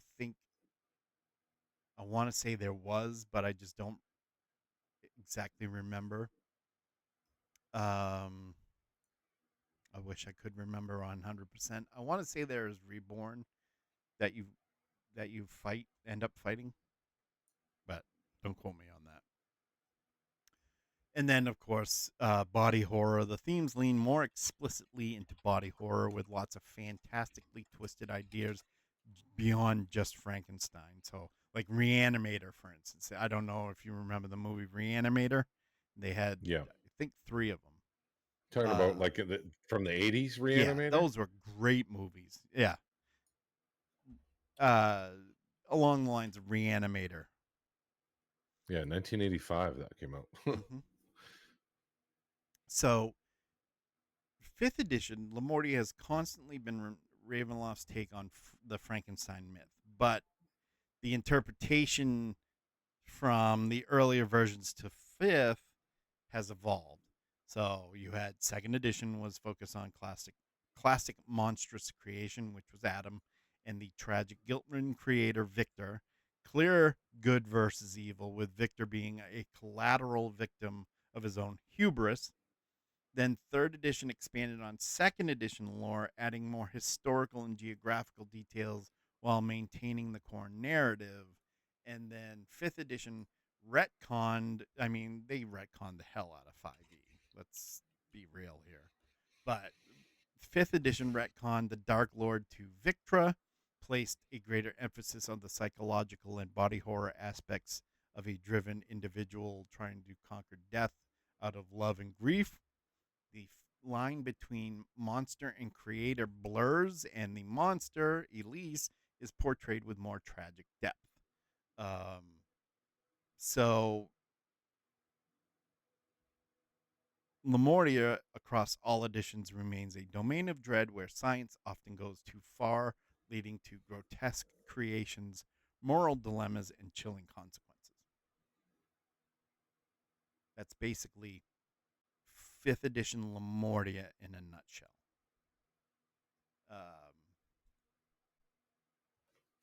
So I was just pulling up the, not to derail from what you were no, saying, but I go was ahead. curious while Yeah. you were talking. So I didn't know, I don't know much about Lamortia and up, the Achilla Ravenloft, but I'm just looking at their website and they are doing exactly what that little lore dump said. Mm-hmm. Explore the frozen lands. So they're one-to-oneing it, Yeah. which is outstanding. That they're being very very adherent to the pre-existing lore. Yep. I'm actually impressed with that. So let me ask you this, not to derail, but you've played Neverwinter, correct? Yes. I'm pretty sure there's a Ravenloft section in Neverwinter. There is. I played Have it. you played it? I played it yesterday. Yeah. Give me a compare and contrast to Neverwinter's version, the MMO Neverwinter, Yep. their version of Ravenloft to DDO's. Um, for some reason, I knew you were going to ask this question, so I was ready for this one, which is great. I love it.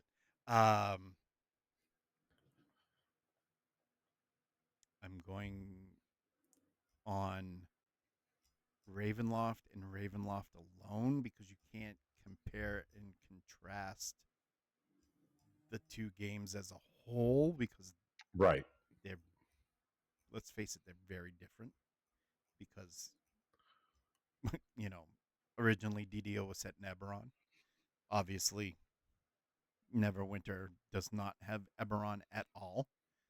So Ravenloft between the two. What they've done in Ravenloft on DDO has been pretty by the book. Pretty by the book. Neverwinter is a little more um how can I put this? Raven Neverwinter has more lore. Neverwinter has a better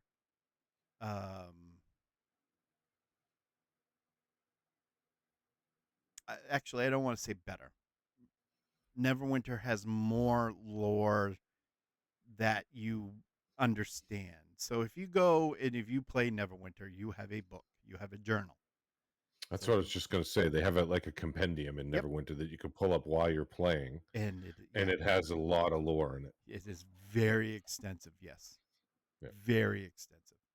I mean, just a couple days ago, I was playing, and I was in Fae, of course, Red Wizards, and they mentioned the demon lord Eltab, which the city of Eltabar in Fae is named after the demon lord Eltab.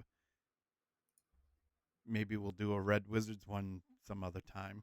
But anyways, you get a lot clearer idea through the lore in Neverwinter than you do DDO. Don't get me wrong, both, as far as Ravenloft goes, both do a damn good job with the lore. Just Neverwinter has a lot more lore. That's the big difference. That's pretty much the only difference.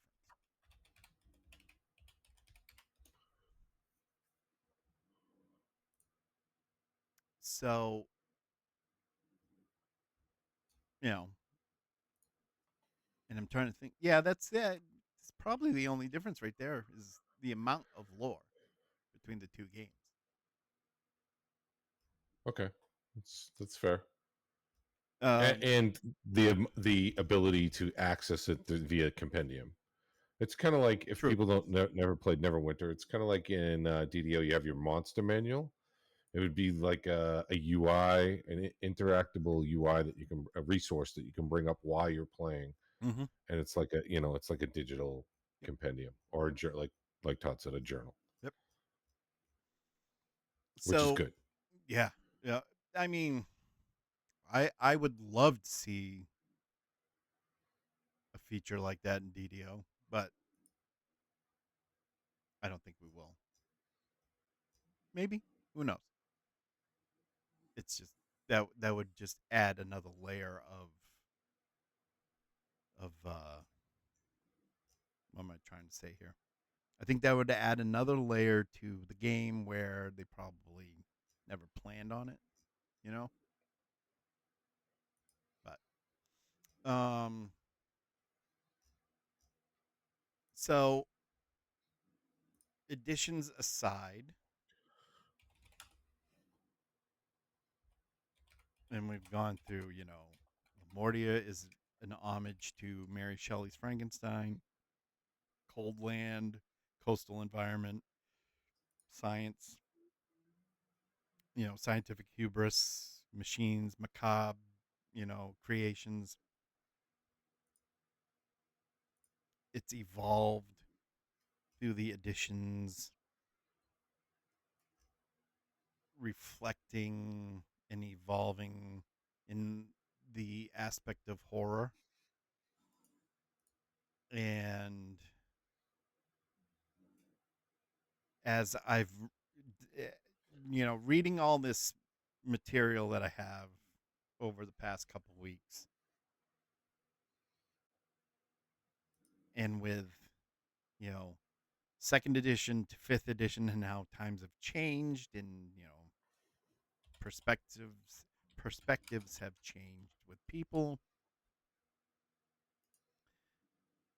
It's, for a grognard like me, I'm fine with it, really. I wish there was, and I wish this with a lot of the stuff being converted um and retconned. I wish there was more elements of evil. Yeah, that's the only thing that I feel that fifth edition doesn't do very, very Mm-mm. well at all. No. And this is where your DM needs to kind of dial it up. Yeah. It's almost like, I hate to be, I'm not trying to be insulting, but it's almost like it's geared towards a modern theater kid audience instead of kind of, going back to its grassroots where, hey, it's the classic tropes of good and evil, and then you have some factions Mm-hmm. are morally gray as well. Mm-hmm. I Well. like a darker, grittier type Mhm. of vibe to my settings than the it seems like the whimsical, everybody, it's weird even playing with younger people. Mhm. They tend to do things with their characters that I would never do, Mhm. and their decision making is very, very different from how I remember playing as a 13-year-old, right? Mhm. Even as a 13-year-old, when I was playing, my group, we were far more serious than even some of the 30-year-olds that I've played with recently. It's kind of strange, and it's definitely a little bit of culture shock for me. Yeah. It's almost like, and I'm not talking about get gritty as in, being creepy or weird, but just like, you know, core arc arc evil. Yeah, we played by candlelight, Nacho, and it was we used papyrus as paper, and we Qu- wrote with quills, Quill and parchment. quill and ink. Yeah, parchment. It took a while between sessions because we had to dry out the papyrus to make parchment. um. so- yeah. No. I mean, come on. Let's face it. This is the way I look at it, and I know I probably mentioned this to you about 100 times. Without yin, you don't have yang. Without evil, you don't have good, and vice versa. You know, it's the whole balance thing of balance. So I mean, look at DDO. You don't have evil aligned characters. No, and which is strange because you had to whittle your own dice. He Yeah, had from he had bone. to he had to hunt woolly mammoths to get the ivory from the tusks to Exactly. whittle his own dice. Oh, Cordo just had released his YouTube video at Fridays at 4. Just came up 5 minutes ago. I'm gonna have to Mm. watch that. But yeah, no. So, So that's where everybody is. um, yeah, I thought that was kind of an odd call for DDO even 20 years ago, right? That there was no evil characters. Definitely an odd call because look at now though. I mean, Yep. Baldur's Gate 3, you can play evil playthroughs. Yep. I guess they thought perhaps that for griefing purposes that people would say, well, I'm playing an evil character, so I'm going to grief people online. Then you just police behaviors, not, Well, I, that doesn't make I don't know. sense because I also heard, and I don't mean to interrupt, but I also heard talking about it at some point that it was also due to PvP. But I don't remember there being anything PvP about DDO except for in the little fighting room in The the barroom brawls, yeah, that's all there was. yeah.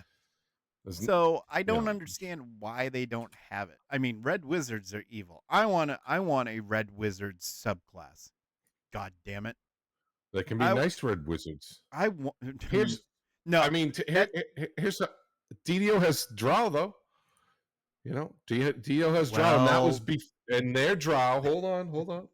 DDO's drow was before the 2024 retcon of the drow as I know. well. Yeah. Yeah. So Yeah. Well, you might get your red wizard if they. maybe fingers crossed, but they're neutral evil. They're primarily neutral evil, which is it's neutral evil is worse than chaotic evil. If you look Worse at than lawful evil. At the least lawful evil, they got rules and well, yeah, well, laws, neutral evil. guidelines.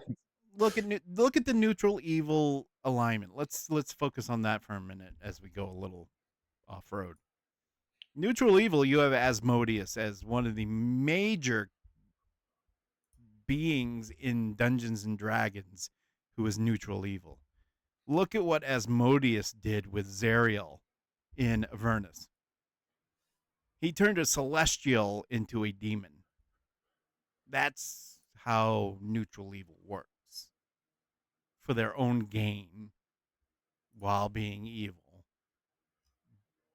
And if you read the lore behind Zariel, man, is that a great read, and you get to understand the neutral evil alignment a lot better when you read that lore. And you play that in Neverwinter too. I'm playing in Avernus right now. Oh, okay. Um, but anyways, getting back to Lamordia, um, you know, if and I'm directing this right to Nacho, if you want a good understanding of Lamordia, if you're very curious, I would go and find the Realms of Terror box set, or if not, get a digital version of it, right? You'll get a great idea of, you know, Lamordia, and there's a lot of material in there. And there's other older stuff too, and you know, I can I can supply you with some stuff if I need just be. dropped it. Internet Archive, Realms of Yeah. Terror box set. Yeah. Um,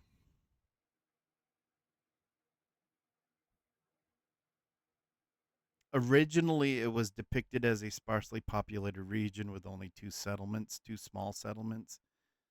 Um, but it then obviously expanded in third edition because that's when they leaned into that a lot more. Was third edition. So I wanted to go over some of the names you're going to hear a lot, and hopefully we will either see or be able to interact with some of these names um, in DDO. I'm going to mention some names that aren't going to be mentioned at all, probably, or if they are, you know, DDO may mention, but I doubt it. I really doubt it. So, you know, you've heard me say Adam. You've heard me say Dr. Victor Mordenheim. You've heard me say Baron Wilhelm von Aubrecker, who was the temporal leader of Lamordia, while Adam was the Dark Lord. Yep. I cast invisibility. I'll be back. Um, so you have those two. There is a lot of older modules, older supplements, older books out there you can find digitally that are, you know, $5 or whatever. There's Adam's Children was in Forbidden Lore. The Created was in Van Richten's Guide to the Created. There's Adam's Wrath, um, which gives key information and detailed information about Schloss Mordenheim, the monastery, which I think was mentioned in DDO's one of the little quests there, Schloss von Aubrecker. Um, so I'm hoping DDO sticks to that. Then the Ravenloft campaign setting, which has a ton of that was released in 94, 95. Is obviously a ton of info. Um, You have Rudolf von Aubrecher, who became the living brain. So, briefly about that, let me see in my notes here. So, the domain also featured the tragic figure of Rudolf von Aubrecher, Baron Wilhelm's son, who became the living brain. After a near fatal shipwreck, his brain was preserved by Dr. Mordenheim, leading to the development of latent psionic powers. The living brain eventually escaped and began manipulating the underworld of Dementliu, another domain, and this narrative thread reinforced Lamordia's theme of grotesque scientific preservation. So that's in Ravenloft campaign setting, which I have that somewhere on my bookshelves. Oh, you're back. Um, and Yes. here's where I can personally. Here's where I will tell if SSG and the devs and everybody there how how all in they were as far as the lore goes. If this group is mentioned, then we're in for a great expansion. And this group is called the Syndicate of Enlightened Citizens, which is based in Ludendorff. Ludendorff was mentioned in one of those, if not a few of those quests that I played in Lamania. So, the Syndicate of Enlightened Citizens is a organization while claiming to extol science. They harbored a bigoted agenda seeking to exterminate magic users, demi-humans, and supernatural creatures. Their presence adds a layer of societal horror where scientific rationalism could be twisted into a tool of persecution. So modern day religion, basically, or modern day cultish type stuff. Um,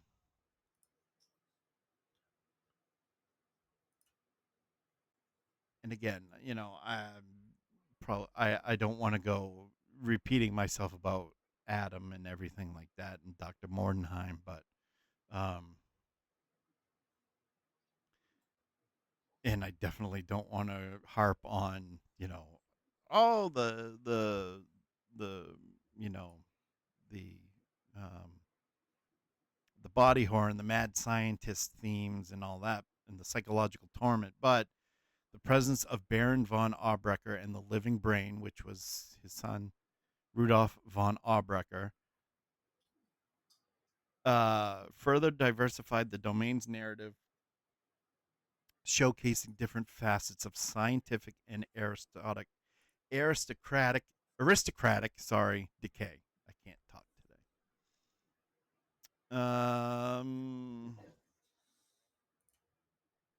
What you got? You got anything? Questions? Nope. Okay. Not yet. Okay. 3 and 3.5 edition. There was the White Wolf stuff I mentioned earlier. The Denizens of Dread is a great resource. Ravenloft Gazetteer volumes 3 and 4. Uh, 1 and 2 are awesome as well. They all were. They all were. I'll just say that.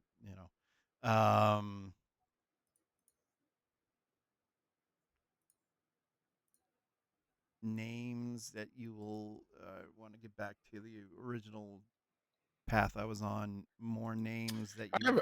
Actually, I do have one question. I Okay. want does anybody know, anybody who watch and know from the DDO crew, if they know if there's any lore continuity people that handle that for the DDO side?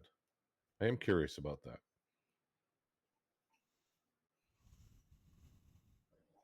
Who handles their lore? That's a good question. I'd like to know. I'd like to find out. because, and here's why. I'd like to find out.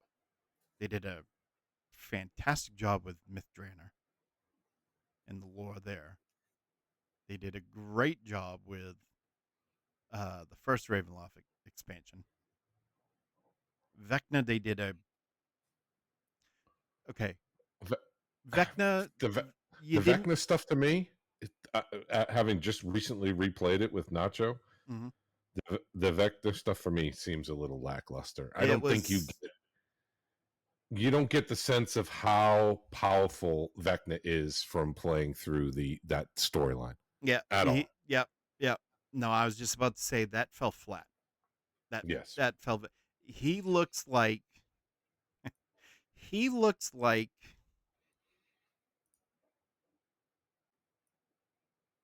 that's the Timu Vecna that. right I there. was just about to say Timu Vecna. Yeah, Yeah, no, yeah, you nailed it. No, no, really, Vecna. And I'm going to direct this to you because I don't know how much you're into lore, but read the lore on Vecna because as a child, holy shit, he saw his mother killed in front of him, and then he just went total John Wick on everybody, Baba Yaga, to the nth degree. It is an amazing read on the lore behind Vecna as a, you know, from birth to his rise to power. It is fantastic reading. Um, I did want to go back to a lit to fourth edition for a little bit. Um, and I'm trying to find in my notes here. So this, yeah, there was very scant mentions in thematic shifts that were done in fourth edition, but the big thing, one of the big things was this, and I'm going to read this.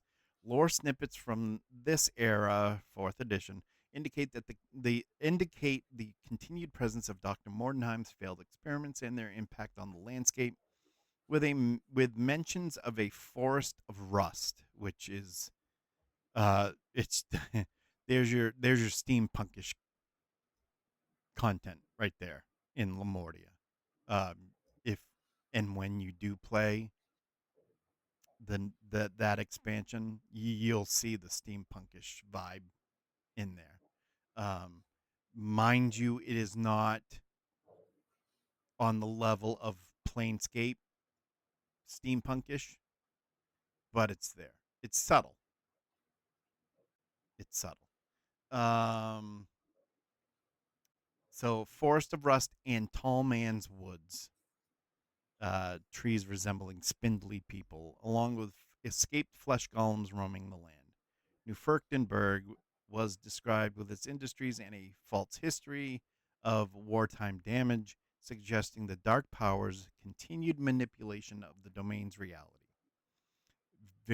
Baron Wilhelm von Aubrecker and Adam were still listed as the rulers in some 4E era canon information, indicating a continuity, excuse me, of the Dark Lord identity from previous editions, even if the primary focus of 4E was not on deep setting lore. The living brain, Rudolf von Aubrecker, continued to be referenced in 4E era sources, reinforcing the theme of grotesque scientific preservation.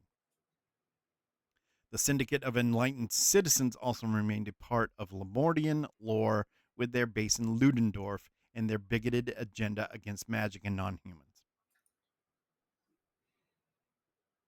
So basically, the limited and fragmented lore from Lamordia and Ravenloft, generally in 4th edition, primarily found in periodicals, indicates a significant shift in the publisher's strategy wizards for campaign settings during this period. This approach suggests a move away from dedicated, comprehensive setting books towards a more modular, adventure focused content delivery like we're seeing in 5th edition. I think, and I don't know if you would agree with this, but I think, and I remember we talked about this uh, at one point. Fourth edition, maybe more than once. Fourth edition, they saturated the market with books and source books. What do they have, like 12 different DM, DM guide 1 through 12 and player's handbook 1 through 37 and monster manual 1 through 15. I mean, it was Yeah. absolute mayhem with the stuff that they were publishing, that they were pumping out in fourth edition. And I think we're seeing the same thing in fifth, or we did with the 2014 material. Yes and no. I was surprised that there wasn't a player's handbook 2 and an advanced DM's guide 2 as well. They Or didn't, or the manual of planes 4. right. Yeah. Well, if you so if you remember, first edition was the original microtransactions, Mhm. the Shady Dragon Inn. Yep, Do you remember the Shady Dragon Inn? I have that All that module. was, all that was NPCs. That's Yep, all it is. yep, I had that I They're have that just module. selling. They're selling you Yep, NPCs. I have that module. Yep. Yeah. Uh, Lore was presented in smaller, digestible chunks rather than expansive world building. As far as fourth edition Lamordia goes, which aligns with fourth edition's strong emphasis on combat and tactical play, making deep narrative heavy lore less central to its core design. Can't agree with that more. That's the way I saw it. Fourth edition. I did not play fourth edition. I did not like fourth edition. Fourth edition was just not my cup of tea at all. And plus, it didn't last. What did it last? Like what, 4 or 6 years or something like that? Yeah, it was. I think it was just shy of 4. It was the shortest running edition that they ever created. Yeah. I need to. I need to fact check myself. The explicit connection of Ravenloft to the Shadowfell served to thematically reinforce the setting's inherent horror elements, providing a more direct and pervasive source for the horrors presented. So, with that, let me just close this. Fifth edition. So we're 2 hours in. I don't know if we want to do it now, or do we want to come back for a special one next week, We or can do you do a want to keep? special one next. We can do a special one next week. Okay. So it was released in June of 2008, Mm-hmm. and it was officially supported and released for products until 2013. Mm-hmm. So 5 years. Yep. What did I say? Just shy of 4. I was wrong. 5 years. Pretty short. Yep. I mean, so to circle back, even with the franchising, right? Mm-hmm. I kind of don't care because there's enough editions that I could just play now, Right. and that'll last me till the end of my days. Right. I don't need anything. I have so many modules and stuff that I'll never even get to them before I die, probably. Right. So Mm-hmm. you know, Well, the campaign that I had planned for that you were playing in on Saturdays that I was running, I had planned on y'all going into Ravenloft at one point, but yeah. I'll talk about that part off stream with you. Okay, yeah, So, we'll talk so off stream about that. hang around a little bit after because I got I got some words for that. um, yeah, we have enough for next week that we can do.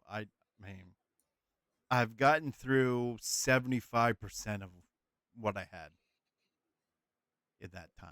So, and hopefully Nacho, that was that was a good lore dump for you. Um, and unfortunately, I won't get to the major retcons. We'll do that next week. But I mean, if you want to pump them out now, it's up to you. I'm not really. I'm all right. It's up to you. oh, what You do want to I save got? it? Well, I don't know if people. I don't know if people got lore fatigue and they've already tuned us out. I'm kind of lore fatigued right now. Okay. I've been so my streams have been a lot shorter. I've only been streaming for like an hour, and then boom, I'm Oh, when done. you mean when gaming? Yeah, yeah. I've uh, I had this stupid idea. Maybe I'll do a stream a day You're gonna for stop it. the entire year, and I'm No, you don't want to be. You don't want to be beholden to showing up every day. I I mean, have like me, I'll stream at once every 2 months. I could be beholden to that schedule. well, I'm stubborn to the point where I'm on day 192, so I'm more than 50% done. I can't quit now. I can't. But anyways, that's besides the point. I think we got enough for next week. We can do Okay, next week. Plus, I want to keep this nifty UI I got going here. you like that? For Did you? Hey, real quick, jump to my channel real quick. Did you see what I got with the I bats? I added bats, I did see that. dynamic That's bats. great. That's why you have all the people in your chat because of those Oh bats. no, no, no! I'm just It's the bats. You fu- gotta have the bats, I man. have a fucking yeah. I'm gonna swear I don't give a shit. I have the advisory on my stream, anyways. I have the body sitting on the table in the laboratory. Yeah, I'll send you the bats. There I you have go. I have the I have the flat. I have no, you know. I don't get viewers anymore, so You I get ha the bats. I haven't for a while. But anyways, enough of that. Yeah, we got plenty. Plus, I can go into um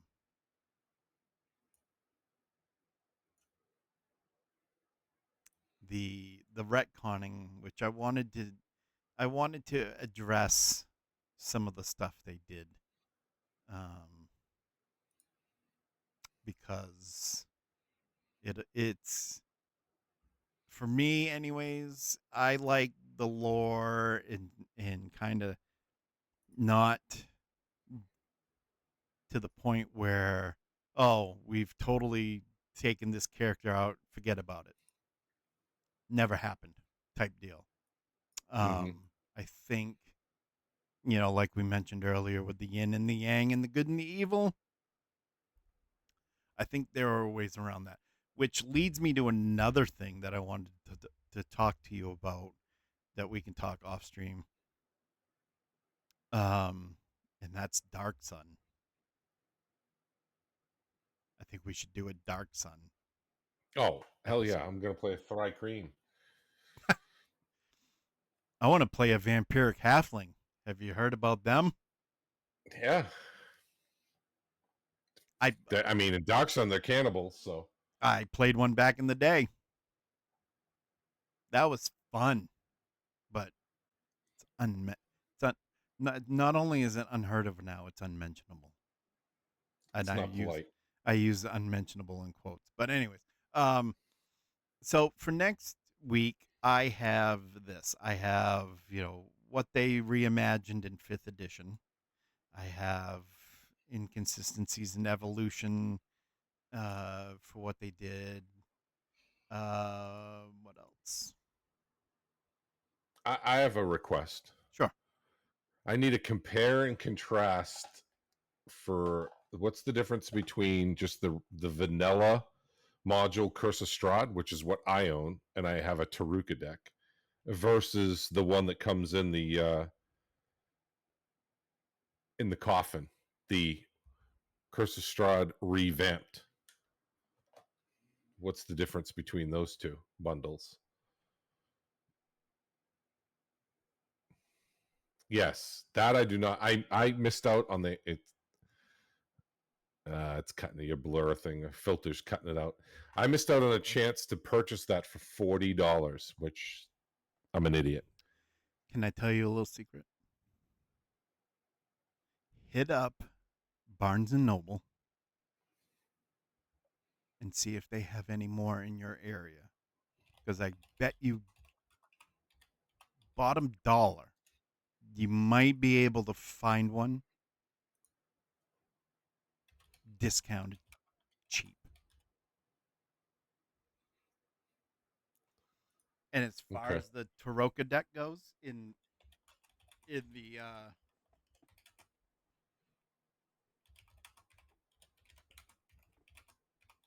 in the in this one I've I've opened this up, but I don't want every. They have postcards from Barovia in this, by the way, so you're missing out. You can literally send postcards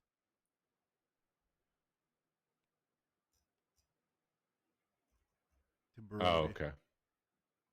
which I is mean, that's kind of. I mean, it's cool, but it's a gimmick. I don't care about the gimmicks, um but well, you also don't run favor, so I don't run favor. It's um in my profile. so what you have is you have a But is the book itself? same book, Because what saying, it's the same book. It just same book. has the answer. So I'm good if I have the Taroka deck and the module. Then So Al, that okay. I don't know. The only thing that I would not have is a 20-page booklet detailing monsters and NPCs specific to the adventure. Whatever. I don't want to say same book. I misspoke. Oh, okay. You have the module. Oh, maybe actually. Do You you know have your what? book? I should. Do you have your book handy on you by any chance? If not, I can grab mine from right behind me. No. All right. So the one that comes in the coffin is a soft cover, 200 and looks like 23 pages. So this, okay. Okay. Um,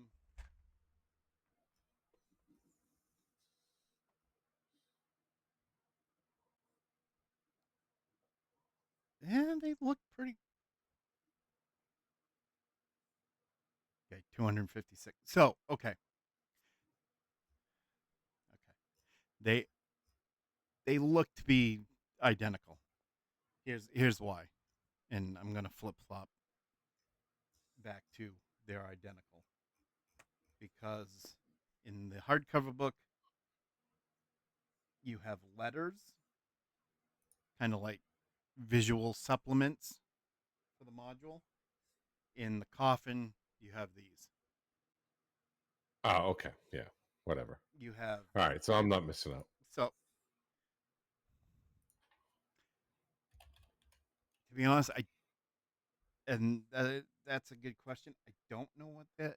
I really don't know what the difference is. I really don't. Let me look at the Toroka deck really quick here. Um, so you bought Because you have the module, I have the module, and it and came then with a deck. I bought something else off of some. I bought somebody's. Oh, you bought the little box with the Toroka deck, the separate Yes. box. Okay, gotcha. Yes. The, have you opened it? Yes. Okay. Do the cards look like this? Uh, Hopefully, this. Hard to see. Let me go check 1 sec. I'll go grab it. Let me go get it. Casting invisibility.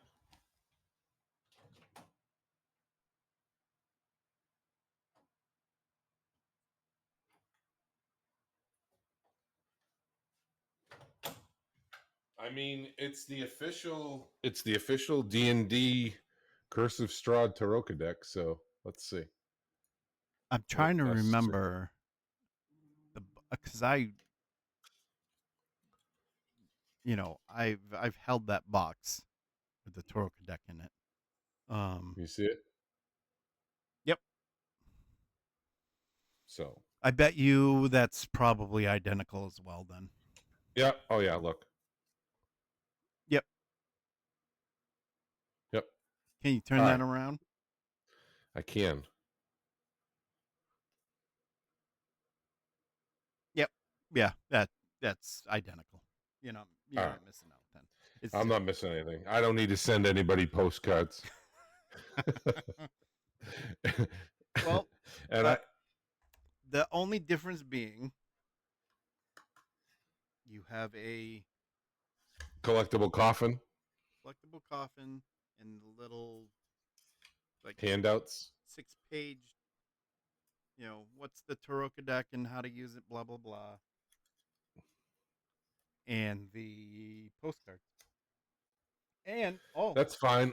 and I'll find the 20-page monster handout thingy on to download and does on this look PDF.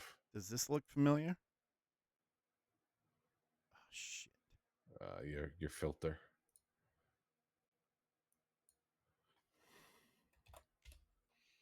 Old bone grinder. You Old run bone grinder. you run it in DDO. That's Yep. the windmill where the woman with the pies, and you talk to the line of people outside. Yep. Um, you also I have could a have got. couple. You also have a couple of Saint Markovia postcards, Okay. and you should know this one. I mean, we've run enough, I think. Death House. Oh yeah. Yep. So that and the last thing. Oh wait, no, not the last thing. But you have Strahd's details here.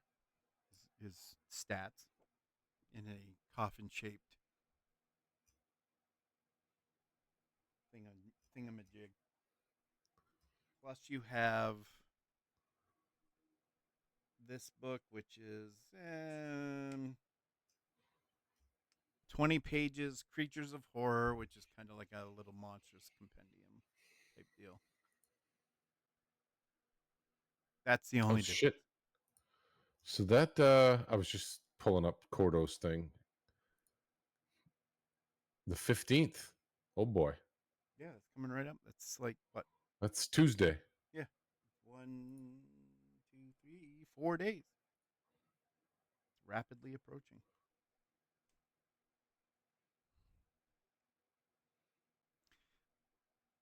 So I hope that was again a good lore dump for Nacho. I got more next week.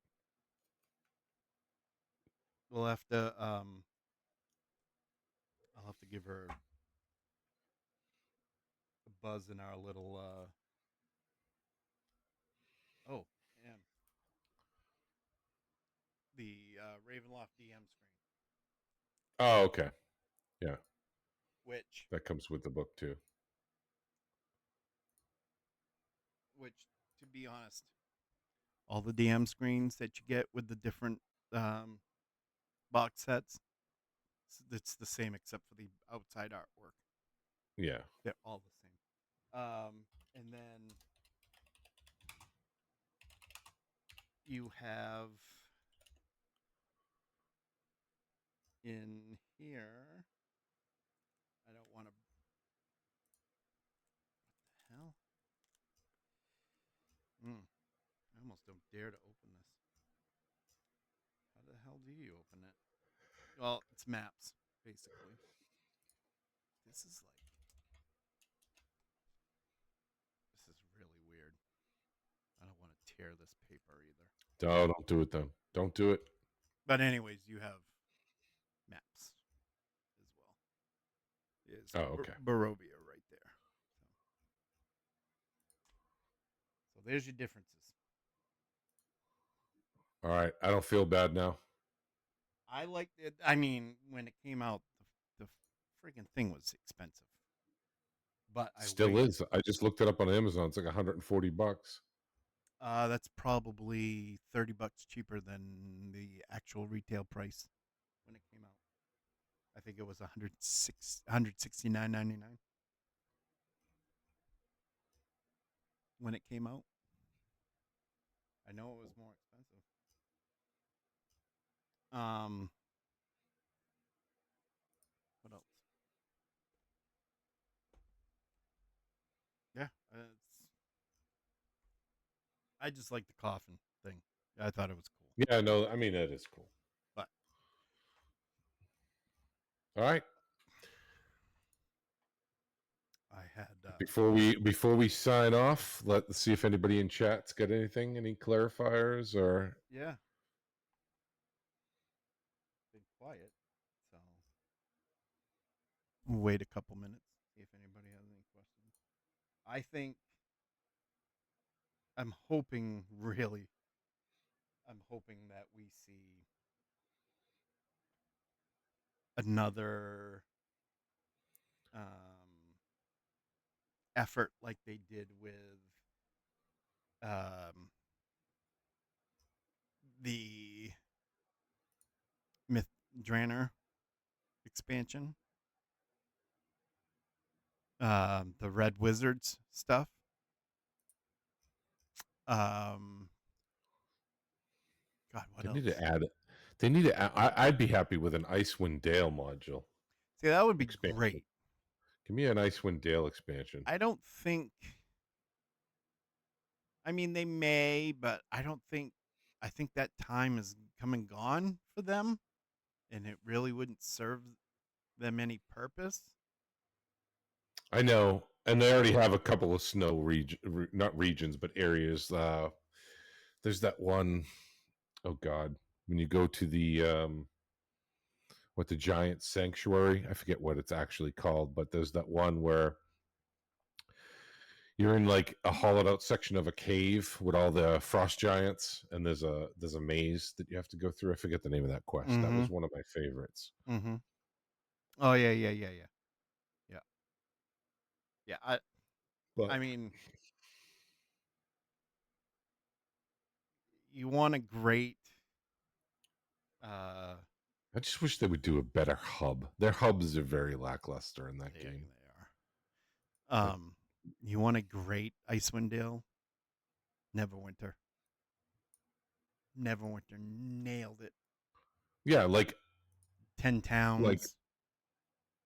See Neverwinter's main hub, the city. That's great. the Protector's Enclave. Yep. Yeah. Yep. And the outside regions that are around Protector's Enclave. Um, I'll have to. You know what I'll do when next time I play? I will take a screenshot, send it to you of all the areas I've been to because Oh, excuse me. did you notice in that clip I sent while my guy was running, it showed the snow kicking up from his feet? Oh yeah. Yeah. That level of detail is amazing. Yeah. I mean, when was that? That game's It's sub 10 years old, right? The game hasn't been out that long. yeah, it has. No, I'm Yes. gonna see when that came out. I'm checking right now. DDO was what? 20 2006. 2006, yeah. Let's see. Neverwinter video game. This launched 2012, 2013. 2013. So, It came out on the Xbox 2015. PlayStation 4 in 2016. So I was So, wrong. 7 years after DDO, Yeah. I'm going to say it. I didn't A know it was out that a long. better game engine. Yeah, do you know what I don't like though about it? It doesn't have it doesn't have active combat like DDO does. I don't like I can just slot do the little dashes. Like when I played how you just like hit a button and you slide back your avoidance. You can do that in Neverwinter. You sure? I can with my wizard. No, no, that's what I'm saying. But you don't. I don't know. It just feels weird. It doesn't I feel like active combat. I haven't like you're talking about going backwards. Yeah, you Like can't walk backwards. like a yeah, you can. Well, Can you? if you press S on the keyboard, your guy walks back, but he's turned to the screen. He's turned to you. He's turned around. He's not walking. He's not like doing a moonwalk or anything. Mm, But you can I with my wizard, I can double tap W and I can burst forward real quick. I don't know if you can do that with I mean, I've seen other characters while playing that have done a burst forward, and I'm pretty sure you can do it backwards. I'll have to give that a try next time I play. I'll let you know. okay. But All right. yeah, I think we're done here. Sounds good. It's a wrap.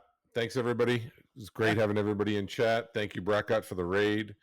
Nacho, thanks for stopping in. Crazy Whisk, good to see you. Neutral Agent, Jack Dragon, and all the others. If I missed I'm anybody, I apologize. I'm Great to gonna see I'm everybody again. gonna wait for that cop series with Jack Dragon and Crazy Whist Right? on Lifetime or the WB. I know you're a big Lifetime Yeah, I watcher. watch that all the time. And the Hallmark Channel. I'm on that right now. I got to get off and get on my 10 o'clock it starts, so I I got to moved hurry back up. to the town I grew up in SNL. Even though it's not funny like it used to be, SNL did a great parody of the Hallmark Channel stuff. You should search Yeah. that on YouTube. It's hilarious. I think it's hilarious personally, but yeah. I love doing this. I love the lore behind stuff. So yeah, I hope the people that were here, yeah, I hope that we see them again next week, and that yeah, that it was a good lore dump for you all. Well, it was good to for me. I don't know a lot about it, so it was good to be able to separate. Like, okay, what's the difference? I thought it was just going to be more of the same, but it's the vibe is not. Mm. So Mm. that's good, and that's what that was. It clicked as soon as I read it, and then as soon as you said it, it clicked in my head of that's why they went with the whole theme with the goggles and it looked like they were a Yeah, bunch of arcanists or inventors, and it makes more sense that it's more like Dr. Frankenstein yeah, than Strahd the vampire. yeah. So Well, that helped me a lot. Strahd's still the guy. He's the guy in Ravenloft. So he's still got a grip on things. I'm trying to find. No, I didn't. Nope, I don't have any. Everything's my Neverwinter content. I don't have any more videos up for my Lamania runs. But yeah, we'll do this next week and get through the last parts that I have, and hope to see y'all there. All right, sounds good. Bye, everyone. And I'll talk to you right after we log off. All right. All right. Thanks, everybody.